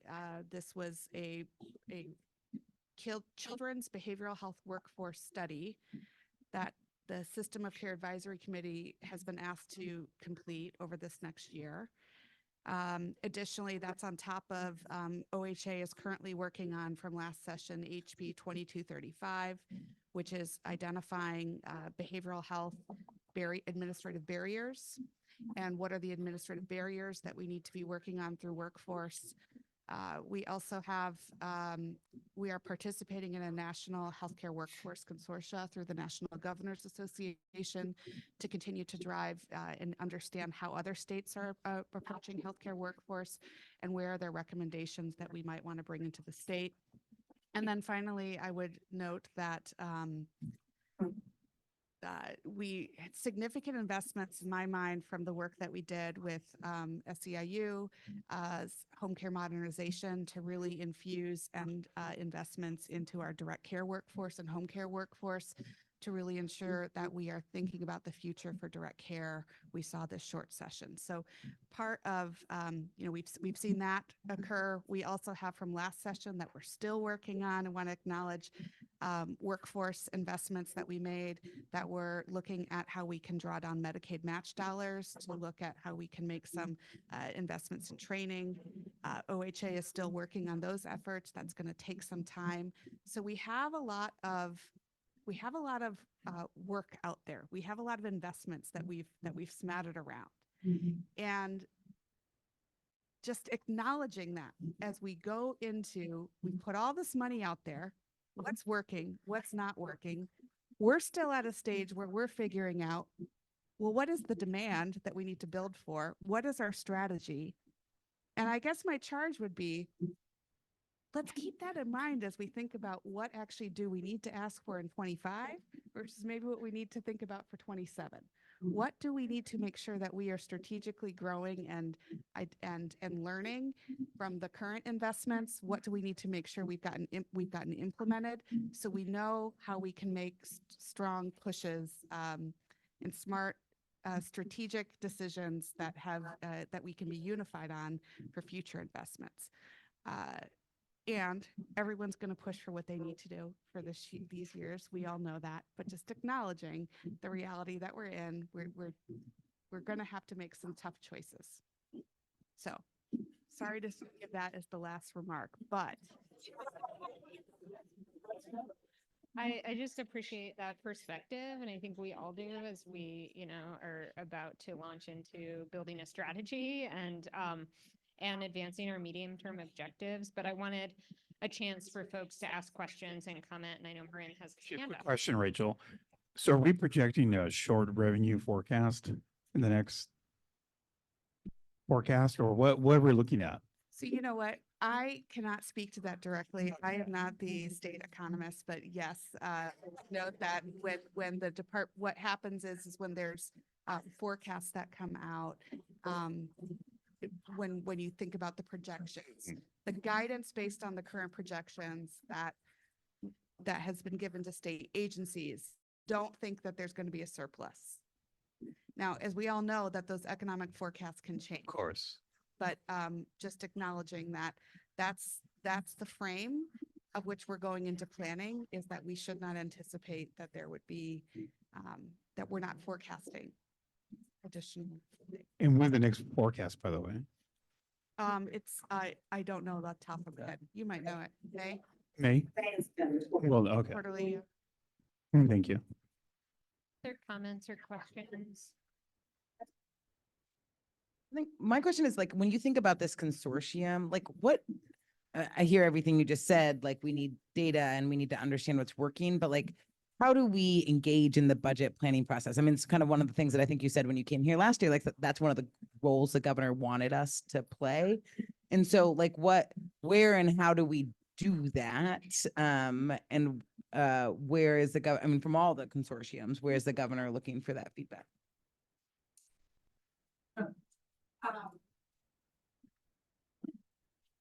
So Melissa, I think that's something I need to I'll take back to continue to talk to the team, because part of how we've been framing our budget discussions have been, each advisor and each agency really has kind of engaged and does that liaison work. I think what's important about this group is, this Healthcare Industry Consortia is through HEC. Therefore, the HEC advisor team in the governor's office, and that group might be giving legislative direction. I work with Department of Human Services and OHA, which are the primary health agencies, right? So just acknowledging that we probably need to, that's where coordination that we need to do behind the scenes, like where I would do with Vince Porter, our economic advisor, coordinating so that we're aligned on what type of guidance are we giving agencies, what are we anticipating is coming out. That's what work that we'll do behind the scenes. I would say that right now, I would say that the current engagement process is through whatever agency's budget you are trying to work through.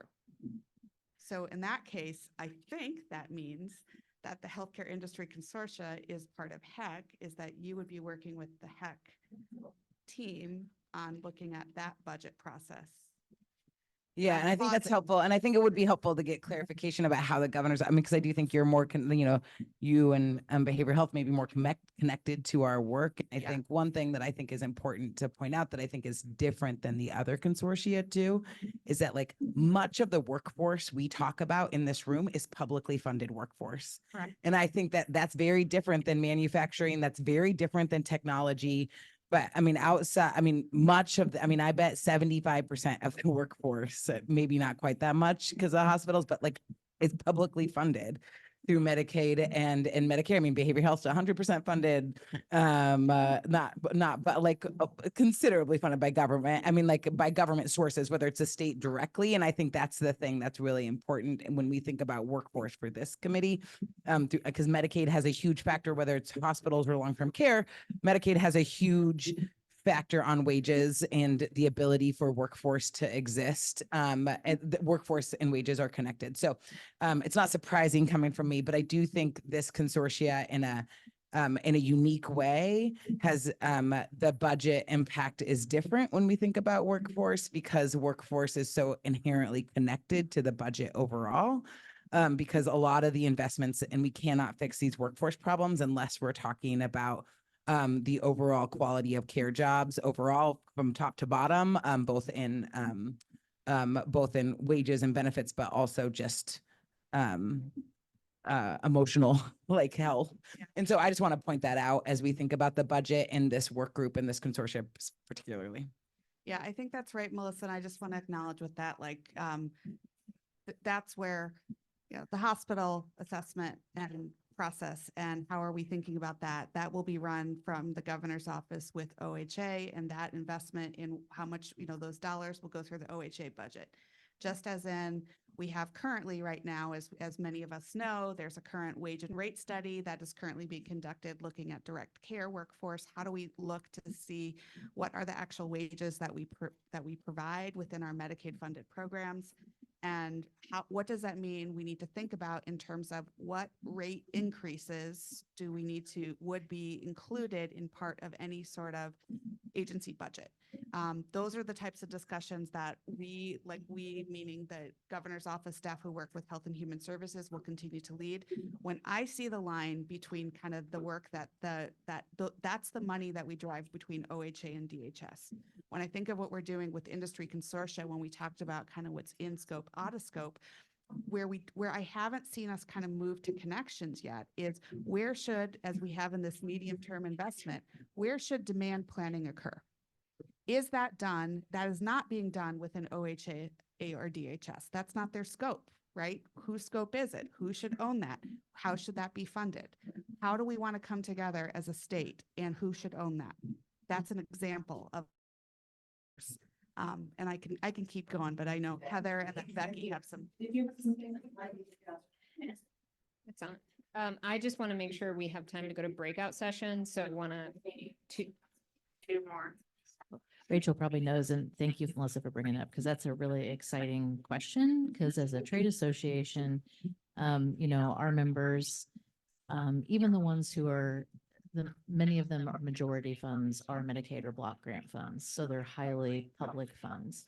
But that still is at 65%. It is not maybe a couple or 72. It's not, it is significant, and it significantly alters their wage. And so those dynamics, like our industry, our difference in behavioral health versus physical health, because of I'm not gonna say parity, because that doesn't have anything to do with money. I'm gonna say equitable reimbursement. It still has not happened at the commercial side. So unlike physical health, we can't lean into commercial funds because they do not, they actually are even less often than Medicaid. So that's why you see a lack of ability to scale and competitive wages, and why we see so many people leaving our industry to go to hospital care or collaborative clinics where they're billing under the hospital billing side, because those services are paid at a much higher rate through commercial plans. So we have some real, I love that, Rachel, that we have some real dynamics that we're trying to tease out, and like we live them every day as a behavioral health entity. I mean, I've worked in behavioral health as a clinician and as a program operator, as a CEO over the last almost 30 years, every seat.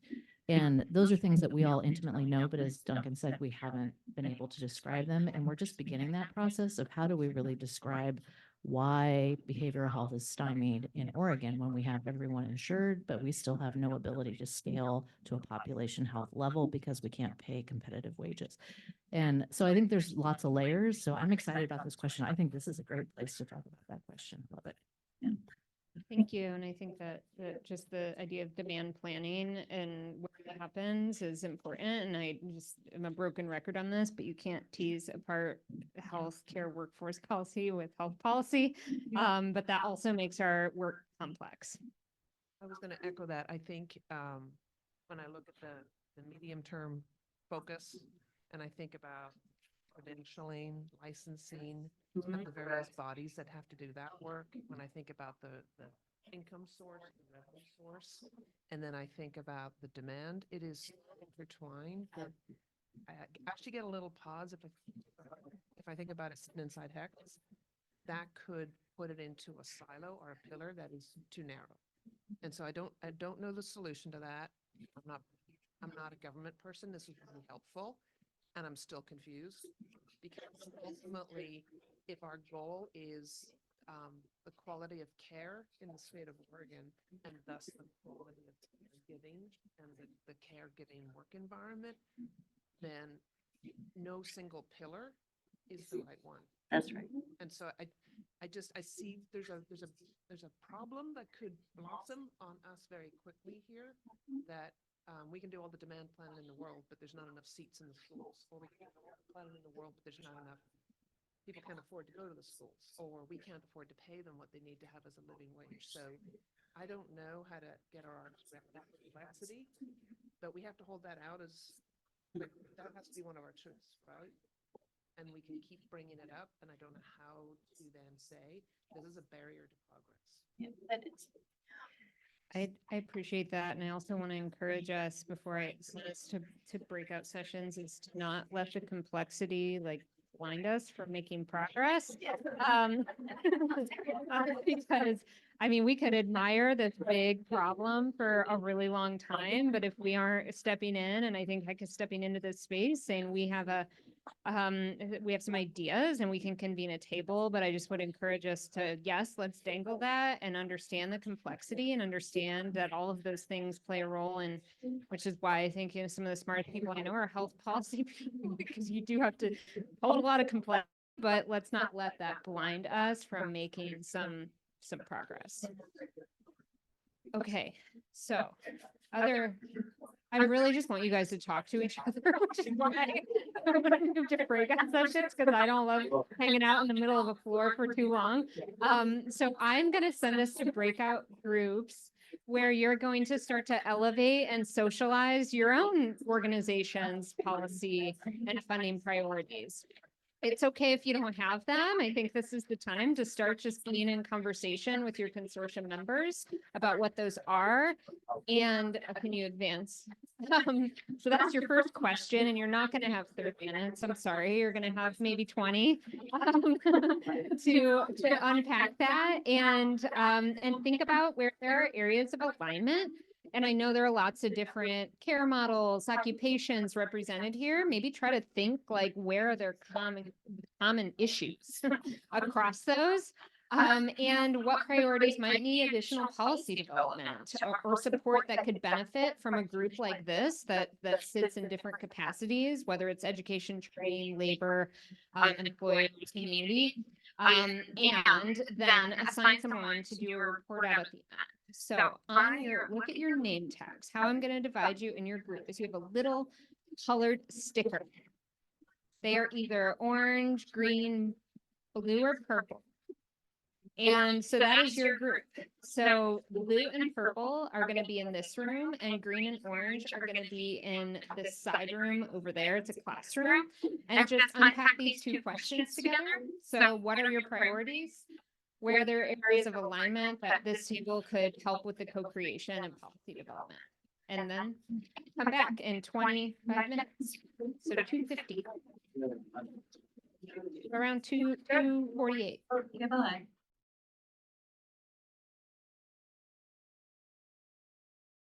Recording and sharing out in 30 seconds. You know, like Heather a lot, or if it wasn't me, it'd be Melissa. I know. Yeah, that's right. Yeah.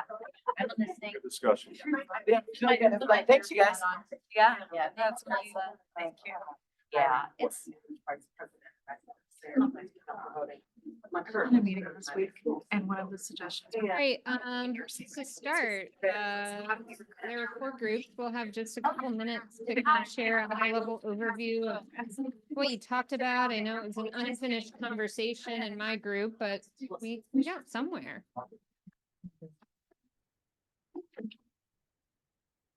Would you like to report out on the group?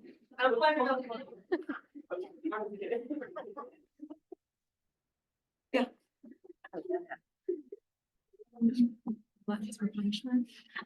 Okay, I was taking lots of notes. And so in our group, when we talked about priorities, there was really a crosswalk, and there was some similarities between what elevated in terms of themes. And so I'll start with the themes. That there were certain things, and one was most interesting and surprising, I think led us to really go into a deeper conversation. And that was priorities of the wellness and the well-being, specific to occupational hazards, really expanding what occupational hazards are in that healthcare realm. And I learned something new today. For example, thank you. Is it Jana or Jana? Yeah. Jana, for elevating compassion fatigue, in terms of occupational hazards. And when I think of occupational hazards, I'm thinking of chemicals, I'm thinking of machinery like a forklift or something like that. But we have to shift our thinking when we talk about wellness, which is linked to retention, the well-being, and the overall holistic care of employees. We may get them in the field, but when they get in the field, what systems and structures and resources and support do we have in place to support the whole being of the employee themselves? And so that was very interesting, and I'm so thankful that you elevated that.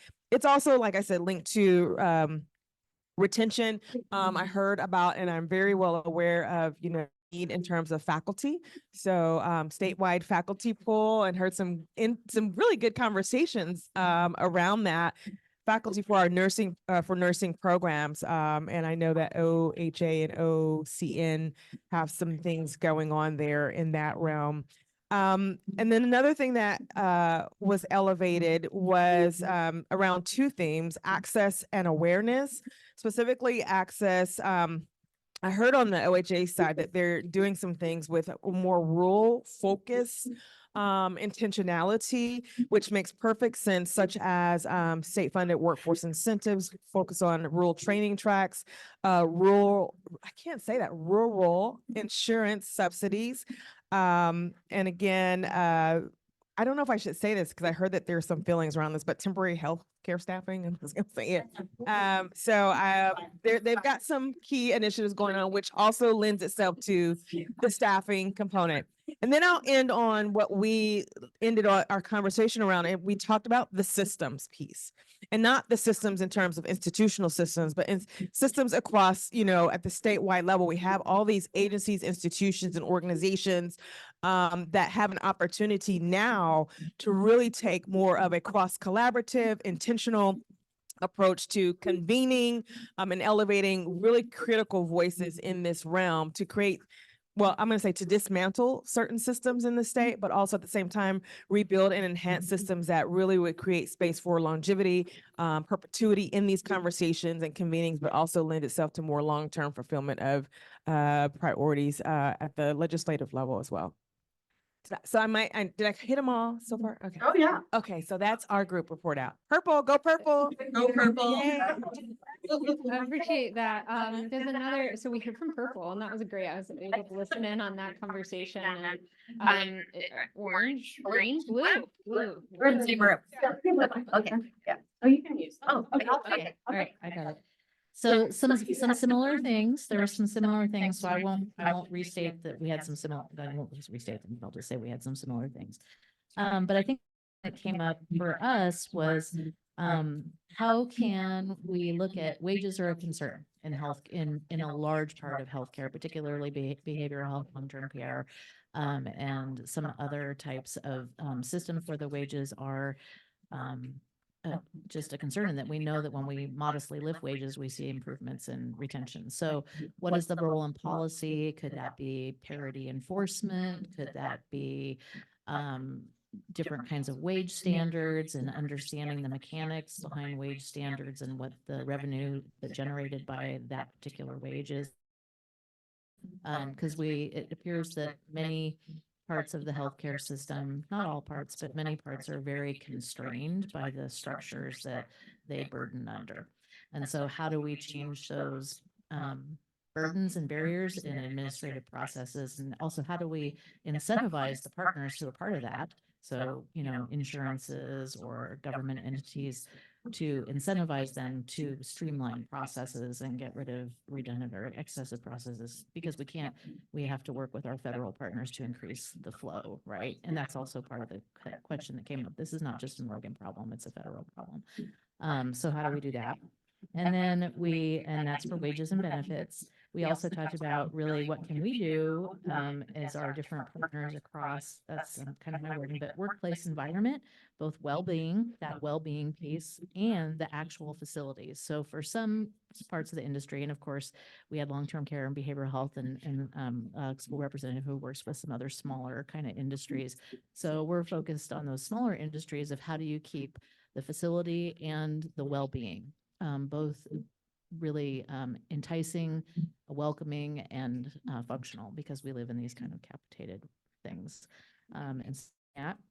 And then the big conversation really came up around, along with wages, how do we maintain quality? Because we work in professions where there's all different types of levels of training that's needed for different positions. And we all agree that's excruciatingly important, and we need appropriate training for appropriate levels of care. But at the same time, we want to balance expediting the amount of time that it takes people to achieve that, reducing their barriers, whether that's cost or childcare or other kinds of supports.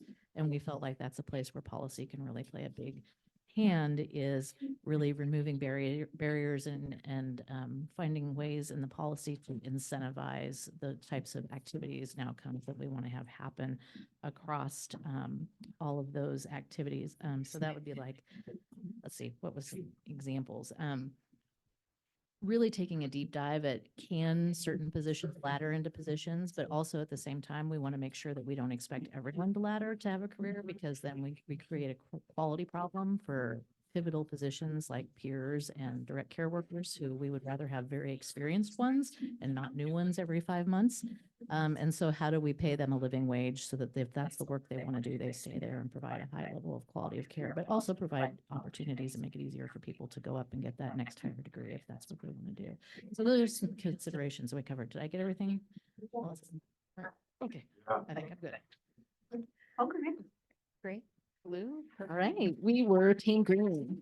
And so we kicked it off by just wanting to acknowledge that there's a subset of private employers who are going to struggle to benefit from what we've already put on the table. So looking at an employer matching program, an employer could put forth 50% or 75% of the funds. And for, sectors that really needed it, in my mind, it's like dental assistants, hygienists, that there could be matching funds available for employers to help employees earn as they learn. Other discussion points included a lot of talk about retention, as others have said here, specifically support for that Oregon Wellness Program. It didn't, pass last session. Looking at reducing administrative burden and looking at the recommendations that were made by the Surgeon General around the saving the healthcare workforce. There was a report that came out last year that had a lot of good policy options in it. Let's see, support or improved integration of traditional healthcare workers into the healthcare system. And echoed support for, this concept that healthcare workforce is a regional asset. Kind of some of the revelations that came out of that big report from last year, that nurses grow up locally, go to school locally, work at local, healthcare systems. So thinking about regionally led gap analyses that are being developed and partnerships with government and private entities to advance fixes or to build capacity. Wonderful. Are you next?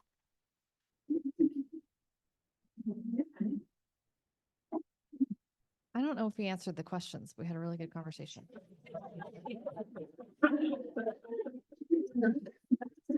Setting the bar low. So I think one of the things we talked about is that it's challenging right now to forecast in some ways what kind of policy and budget changes we'll need in 25 for a couple of reasons that are a bit unique even to this space that we're in. And one was that at least one organization reflected this, and I think it is probably not unique, that the challenge is so big and the traditional solutions are not necessarily the ones that are going to get us out of this challenge. So maybe now is the time to step back, to listen, to ask questions, to question assumptions, and to really try to re-envision what we do in the future. And that may not lend itself to like quick action on, immediately. So I thought that was a really good point worth reflecting on. So in other words, like 25 may be premature for big system change. And I think the second, there are some policy changes in the ecosystem that are going to affect demand and drive demand up. And we don't really quite know what that's going to mean. And those policy changes, one in the hospital space around nurse and CNA staffing, and the other on the federal space around long-term care staffing, could change our demand equation. So even as we're talking about demand, that may change, and we'll need to understand what that means for not only those sectors, but for the other sectors, since some of those organizations tend to be the organizations that hire from smaller organizations, as Kathy was talking to me about earlier. So I think just being deliberative and careful about how we plan for those things is going to be important. Then we talked about some other things that are going to be important. Expediting licensure is one that always comes up, and I think there's opportunity there. That we need to get our workforce programs and look at policies that get us into into secondary institutions sooner. And how do we do that? What does that look like? What models are working and what can we replicate? But making sure that that we back the pipeline up into high schools. And then just two more quick thoughts. Wanted to recognize the role of the private sector. Not everything has to come to the state for a solution. How do we organize ourselves? Leadership development and culture was one thing where we talked about that quite a bit. And then, sorry, two more things. Public health, concern there about how public health employers don't always think of themselves as employers, and we need to be cautious of that and make sure we're meeting public health needs. And finally, that a lot of healthcare providers are still in sort of the, as one of my members said, blocking and tackling and trying to eke out a margin. And it's really hard to carve out space for big conversation when you're just kind of trying to keep your organization afloat. So we just need to layer that onto these conversations and just recognize where some of our providers are right now. Well, I appreciate all of those reflections, and I'm probably not going to be as articulate as I'd like to be right now about this, but I'm going to try. The comments around the future and the future state, I think, are really resonant, and I don't know, in order to get to a future, you have to start practicing living in that future is how I like to think about it. And so we're doing that already by working together differently. But I think that can be daunting when you want to get to a future state and you're not sure how to get there. But the way I think about it is, how do you start living in that future? Like, even if it's two things, you're already doing something to live in the future you want. And I think the work ahead for us is to define the what and define that future state, but start and not wait 3 years to make progress, but start to live into that future state of our healthcare workforce. I know it's 3:07, but I encourage you to stay for this last presentation, because as I tee it up, my colleague Shali at the state, at the Higher Education Coordinating Commission, and Janelle are going to talk a little bit about the Oregon CTE statewide plan and relevant takeaways for our work. I've heard over and over again how we cannot just think about higher ed. We've really got to think about the K-12 system and how it connects, and CTE is integral in that connection. So wanted to spend some time today with Janelle actually sharing a little more about the Oregon CTE statewide plan and relevant takeaways for this work. And because I know that they'll probably go till 3:30, I'll have a slide that we convene next in June and stay out for more information about that and information to engage in the process so some of you trickle out as they are giving this lovely presentation. Thank you. I will give you another mic. Oh, great. Thanks, everybody. I'm so glad. I hope you can stay for a minute. I just will say I've been in several of these industry consortium. You have a really complicated world that you live in. So it's been fascinating to be part of this in here. I'm Janelle Ives. I'm the Director of Secondary Post-Secondary Transitions at the Department of Ed. And I'm very honored to serve as Oregon CTE State Director. And I'm joined by my colleague, Shali. Hi, everyone. It's been great to listen to your conversations today. And I'm Shali Hodson. I'm a policy advisor in the Office of Community Colleges and Workforce Development at the HEC. So great to see all of you and hear your conversations. Yeah, and we're going to talk a little bit about career technical education, so more the pipeline, that career pathway, the recruitment part of our industry. And we're going to talk a little bit about some of the changes we've made over the past 4 years and what we're moving forward into the next 4 years. Just in case, there is a QR code on the last slide in case you have to run or we're late, and we're asking for some input around your involvement with CTE. So there is the survey. I'm going to add QR in the last slide. All right, I'm going to kick us off here. So as Janelle mentioned, we have a state plan, and this state plan is currently being revised. So in 2018, our federal funding, which is Carl Perkins funding, came to Congress and was reauthorized. And at that time, the state was required to develop a state plan. And so we have a state plan that's been working on implementing for the last 4 years. And over the last 9 months or so, we've been working with our communities across the state to revise that plan. And so the vision, we're carrying forward the vision from the last plan because it's still relevant. And we've had a lot of opportunity to do some work. This plan was passed or adopted by the State Board of Education in 2020. So you all know what that looked like. And in spite of that and all the changes, we have been able to do some great work, and that will continue on in our revised plan. So the plan has 3 outcomes, and these are new in this plan that will be adopted hopefully by the State Board of Education next month. Yes, this month. Okay. As someone said, I don't even know. April, May is one big thing. But the outcomes really focus on integration of career-connected learning in CTE, and we're working on integrating those things together, but also with workforce development and thinking about how we can leverage and align systems better and work through sort of the silos and the barriers to make sure that CTE isn't that class that's in the shop or for those kids. And really ensuring that CTE is for everyone and people have access to it. And so increasing equitable access to CTE, ensuring that people understand what the opportunities are by communicating in a transparent way, showing what our programs are, showing our data, really being upfront and transparent about what CTE can do and how it can support folks and families. We also are really intentional about bringing communities in and contributing their voices to the work, because it can't just be us in our office at the state. It has to be driven by our communities. So one of the key components of connected learning, because we have heard in Future Ready, like, we need awareness to be built. And it used to be that CTE in the state really started in 9th grade. It was only for those kids who enrolled in programs of study. And we're not going to get equitable access if we're waiting till 9th grade. We're not going to get all of our students aware of what the opportunities are. So we're really working on system and having awareness and exploration opportunities for all students in our school system. And this is aligned with the workforce development as well as that preparation and training. And we get to work across all of our different agencies and fields. So it's really exciting. We're also focusing on middle school in particular.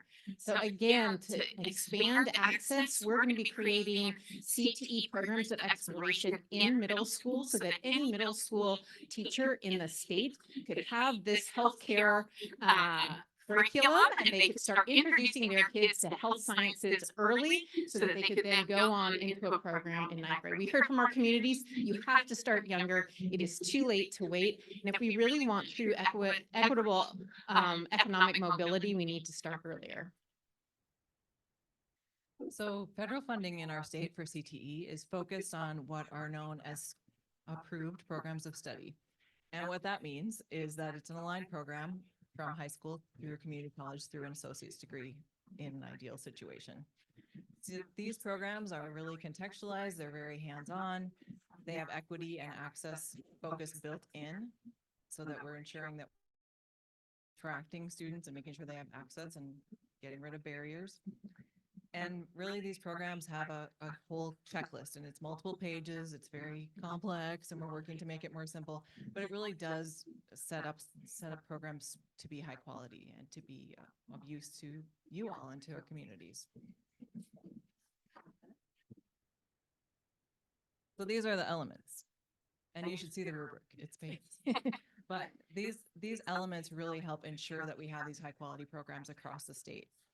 And we've been working a lot in the last couple of years to go beyond local and regional programs to focus on statewide programs of study. So ensuring that there's alignment across the state in certain occupations and bringing folks together to ensure that someone in Medford has the same or as good an experience as someone in Portland or someone in Ontario. And so really bringing that statewide focus. And our next evolutionary step in that is building upon the work that you all are doing and bringing together statewide advisory committees, because one of the key factors in CTE is engagement with industry, because we want the training to be relevant. We want our students to get the best that they can get and be prepared.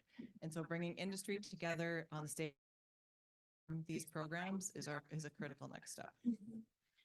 We are currently in the process of developing our statewide health sciences program of study. So before 4 years ago, everybody developed their own programs of study in the region. They were then approved. And we're trying to make it more coherent, more efficient. I know employers do not want to be called by every high school in the state and say, will you serve on our advisory committee? and help us design our program. So we're developing these next statewide programs. They're at the career cluster, a lot of the health science ones, and I'm going to go into the data around our health science ones. We have general career cluster level skills, and then we have different focus areas, and we'll show you a little bit about those. If you are interested in reviewing our skill sets for an entry into a health career, those are going out to industry partners right now, and we'd be happy to send you that link to our skill sets so that you could give comments on those as well. And this is a real opportunity, I think, for us to focus with our industry on keeping things up to date, informing our educators about those needs and the skills that are available. Also, CTE is having a big impact on students. So in any time in a high school, about 184,000 students have participated in a CTE program. We have 44,000 concentrators. Those are kids who have taken 2 full years of a CTE program, and 95% graduation rate. So kids who are in CT are graduating, and we've done a study, they actually earn higher wages 6 years after graduating high school. So it's got a lot of impact. Same thing in post-secondary. We have 81% of our post-secondary CTE graduates employed after 6 months from them completing their program. CTE has really grown in the past few years. So these are the number of approved programs in a high school. And you can see back in 2015, this was our first investment of state funding, happened around 2011. Before that, we were down like 500. So we had very few CTE programs for the state. We're now at about 1,088. We did see that growth with high school success around 1920. It's tapered off. So we really have just pretty much little tiny growth happening. And some of that is because we don't have maintenance of funding. So we have funding to invest in new programs. We have some incentive funding, but it's really hard for our high schools to maintain some of these programs. So we've kind of stagnated in our growth. So there are more than this, but these are some good examples of our programs in high school and community college. And in order to receive federal funding, these programs do have to be that aligned program of study. But there are other CTE programs. And so there are programs that are just starting, or there are programs that are alone at our community colleges. And so that's why there isn't a sort of matched list here. But our high school programs are really more of that sort of exploratory and get your feet wet, see what your interest is. And then as you progress in that program, you may have an opportunity to participate in a dual enrollment or dual credit scenario where you're getting college credit and really kind of amping up your knowledge of the field. And by the time you are ready for post-secondary, you hopefully know or have a good sense of where you want to be in that pathway. I think there are some issues still with this alignment, even though it's what we fund, it's what we support. There are, in health sciences in particular, there are problems because many of the programs at the post-secondary level are cohort-based, and so high school entry into those or open entry, open exit can be difficult depending on capacity.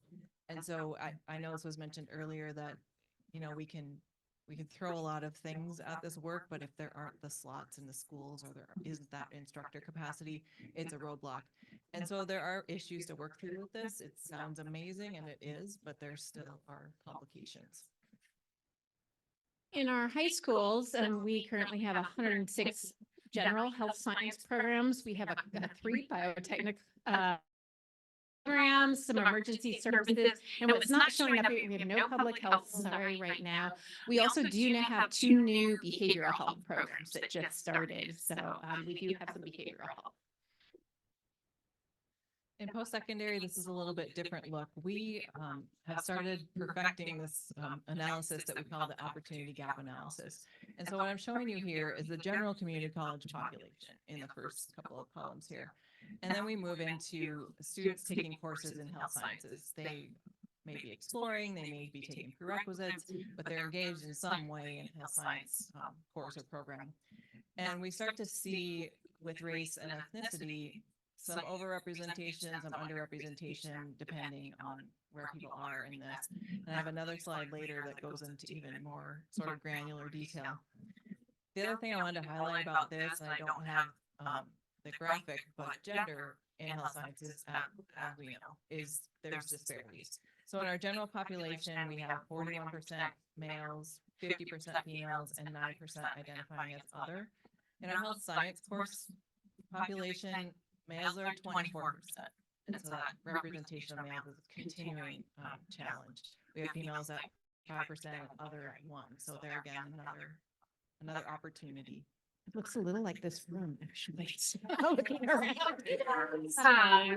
We can have a map. You can explore where the health science programs are in high school. I have the links for these, so we'll send those out separately, or those can be on the, because I don't think those were included in the presentation. So you can see they're all over the state, even though there aren't that many, there are all over the state. Next slide. And we have, these are the number of health science students who have taken 2 classes. Actually, in 1920, our concentrator definition was only 1 year of a health science program. So we're doing pretty well in keeping to the 22-23.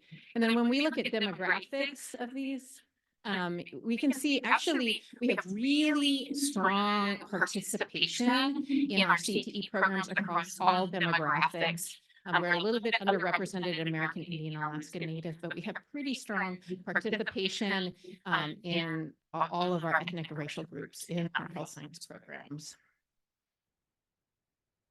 And if Sarah invites us back, we can get into more details about this data. I might have a lot more slides, but just another sort of look at the post-secondary landscape. And so this one is comparing CTE students in all career clusters to health sciences.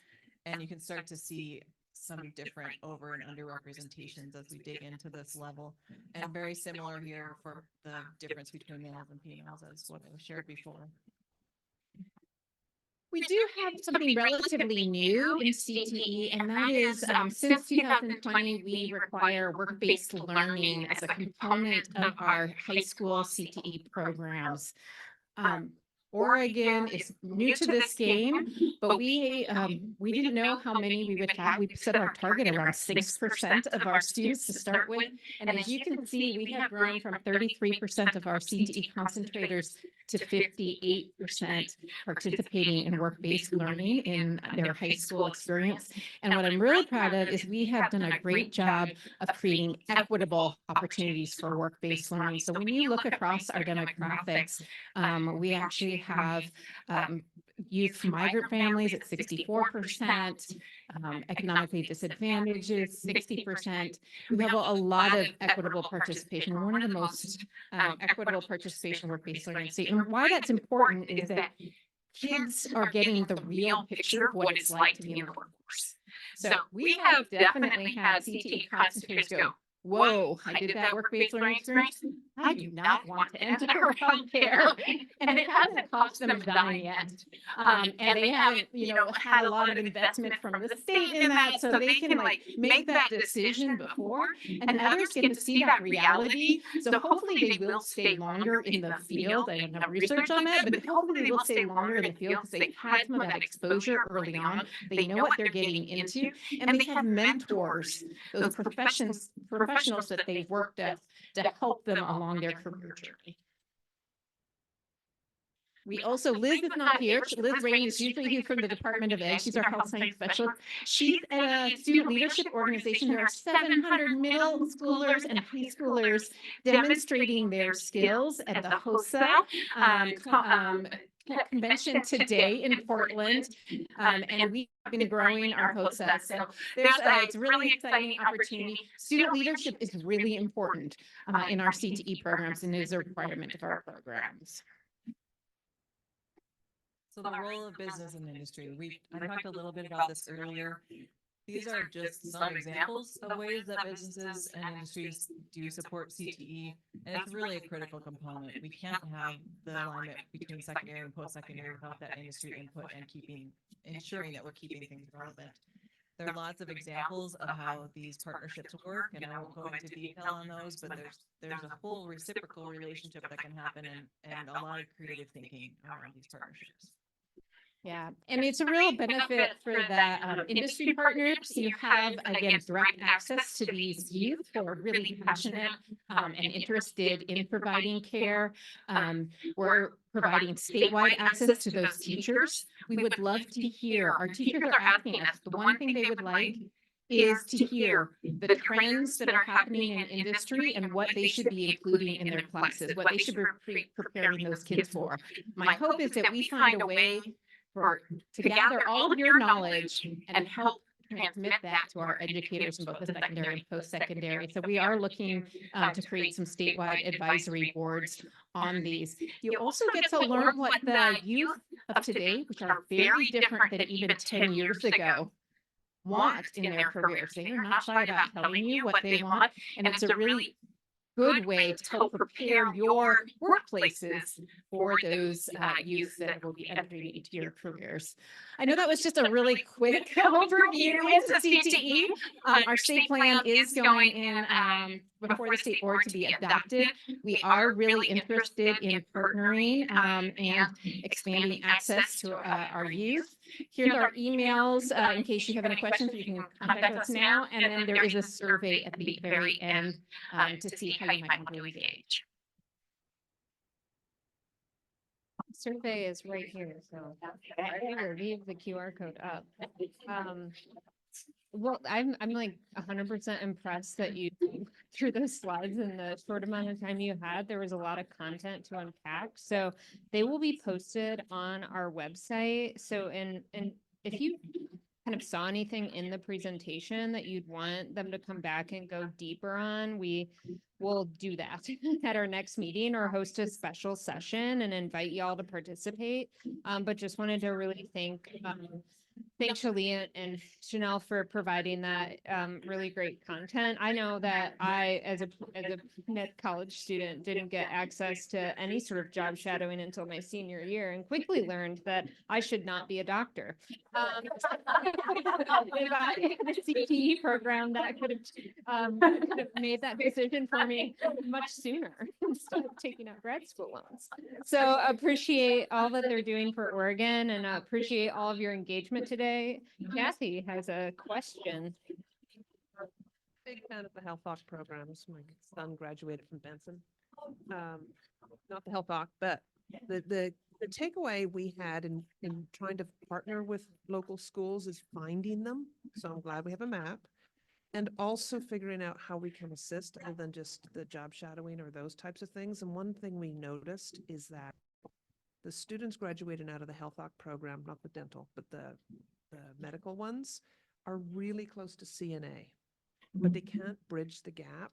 And so there's a takeaway here that we have brought kids almost to the level of being able to get licensed as a CNA, and yet we didn't cross the finish line. We do have a couple of programs that do that. The problem is they have to be 18. And you have to have the faculty who can sign off that they're certified. Right, but we do have some programs in Eastern Oregon actually that have their students have the opportunity to become CNA straight from their high school. We also have a medical assisting program that's in Forest Grove that is they're bridging that gap, because that employment, like anytime you have transition is where you lose particularly our marginalized populations. So in that partnership, they're hiring the students in February before they graduate so that the teacher can help them transition into the workforce.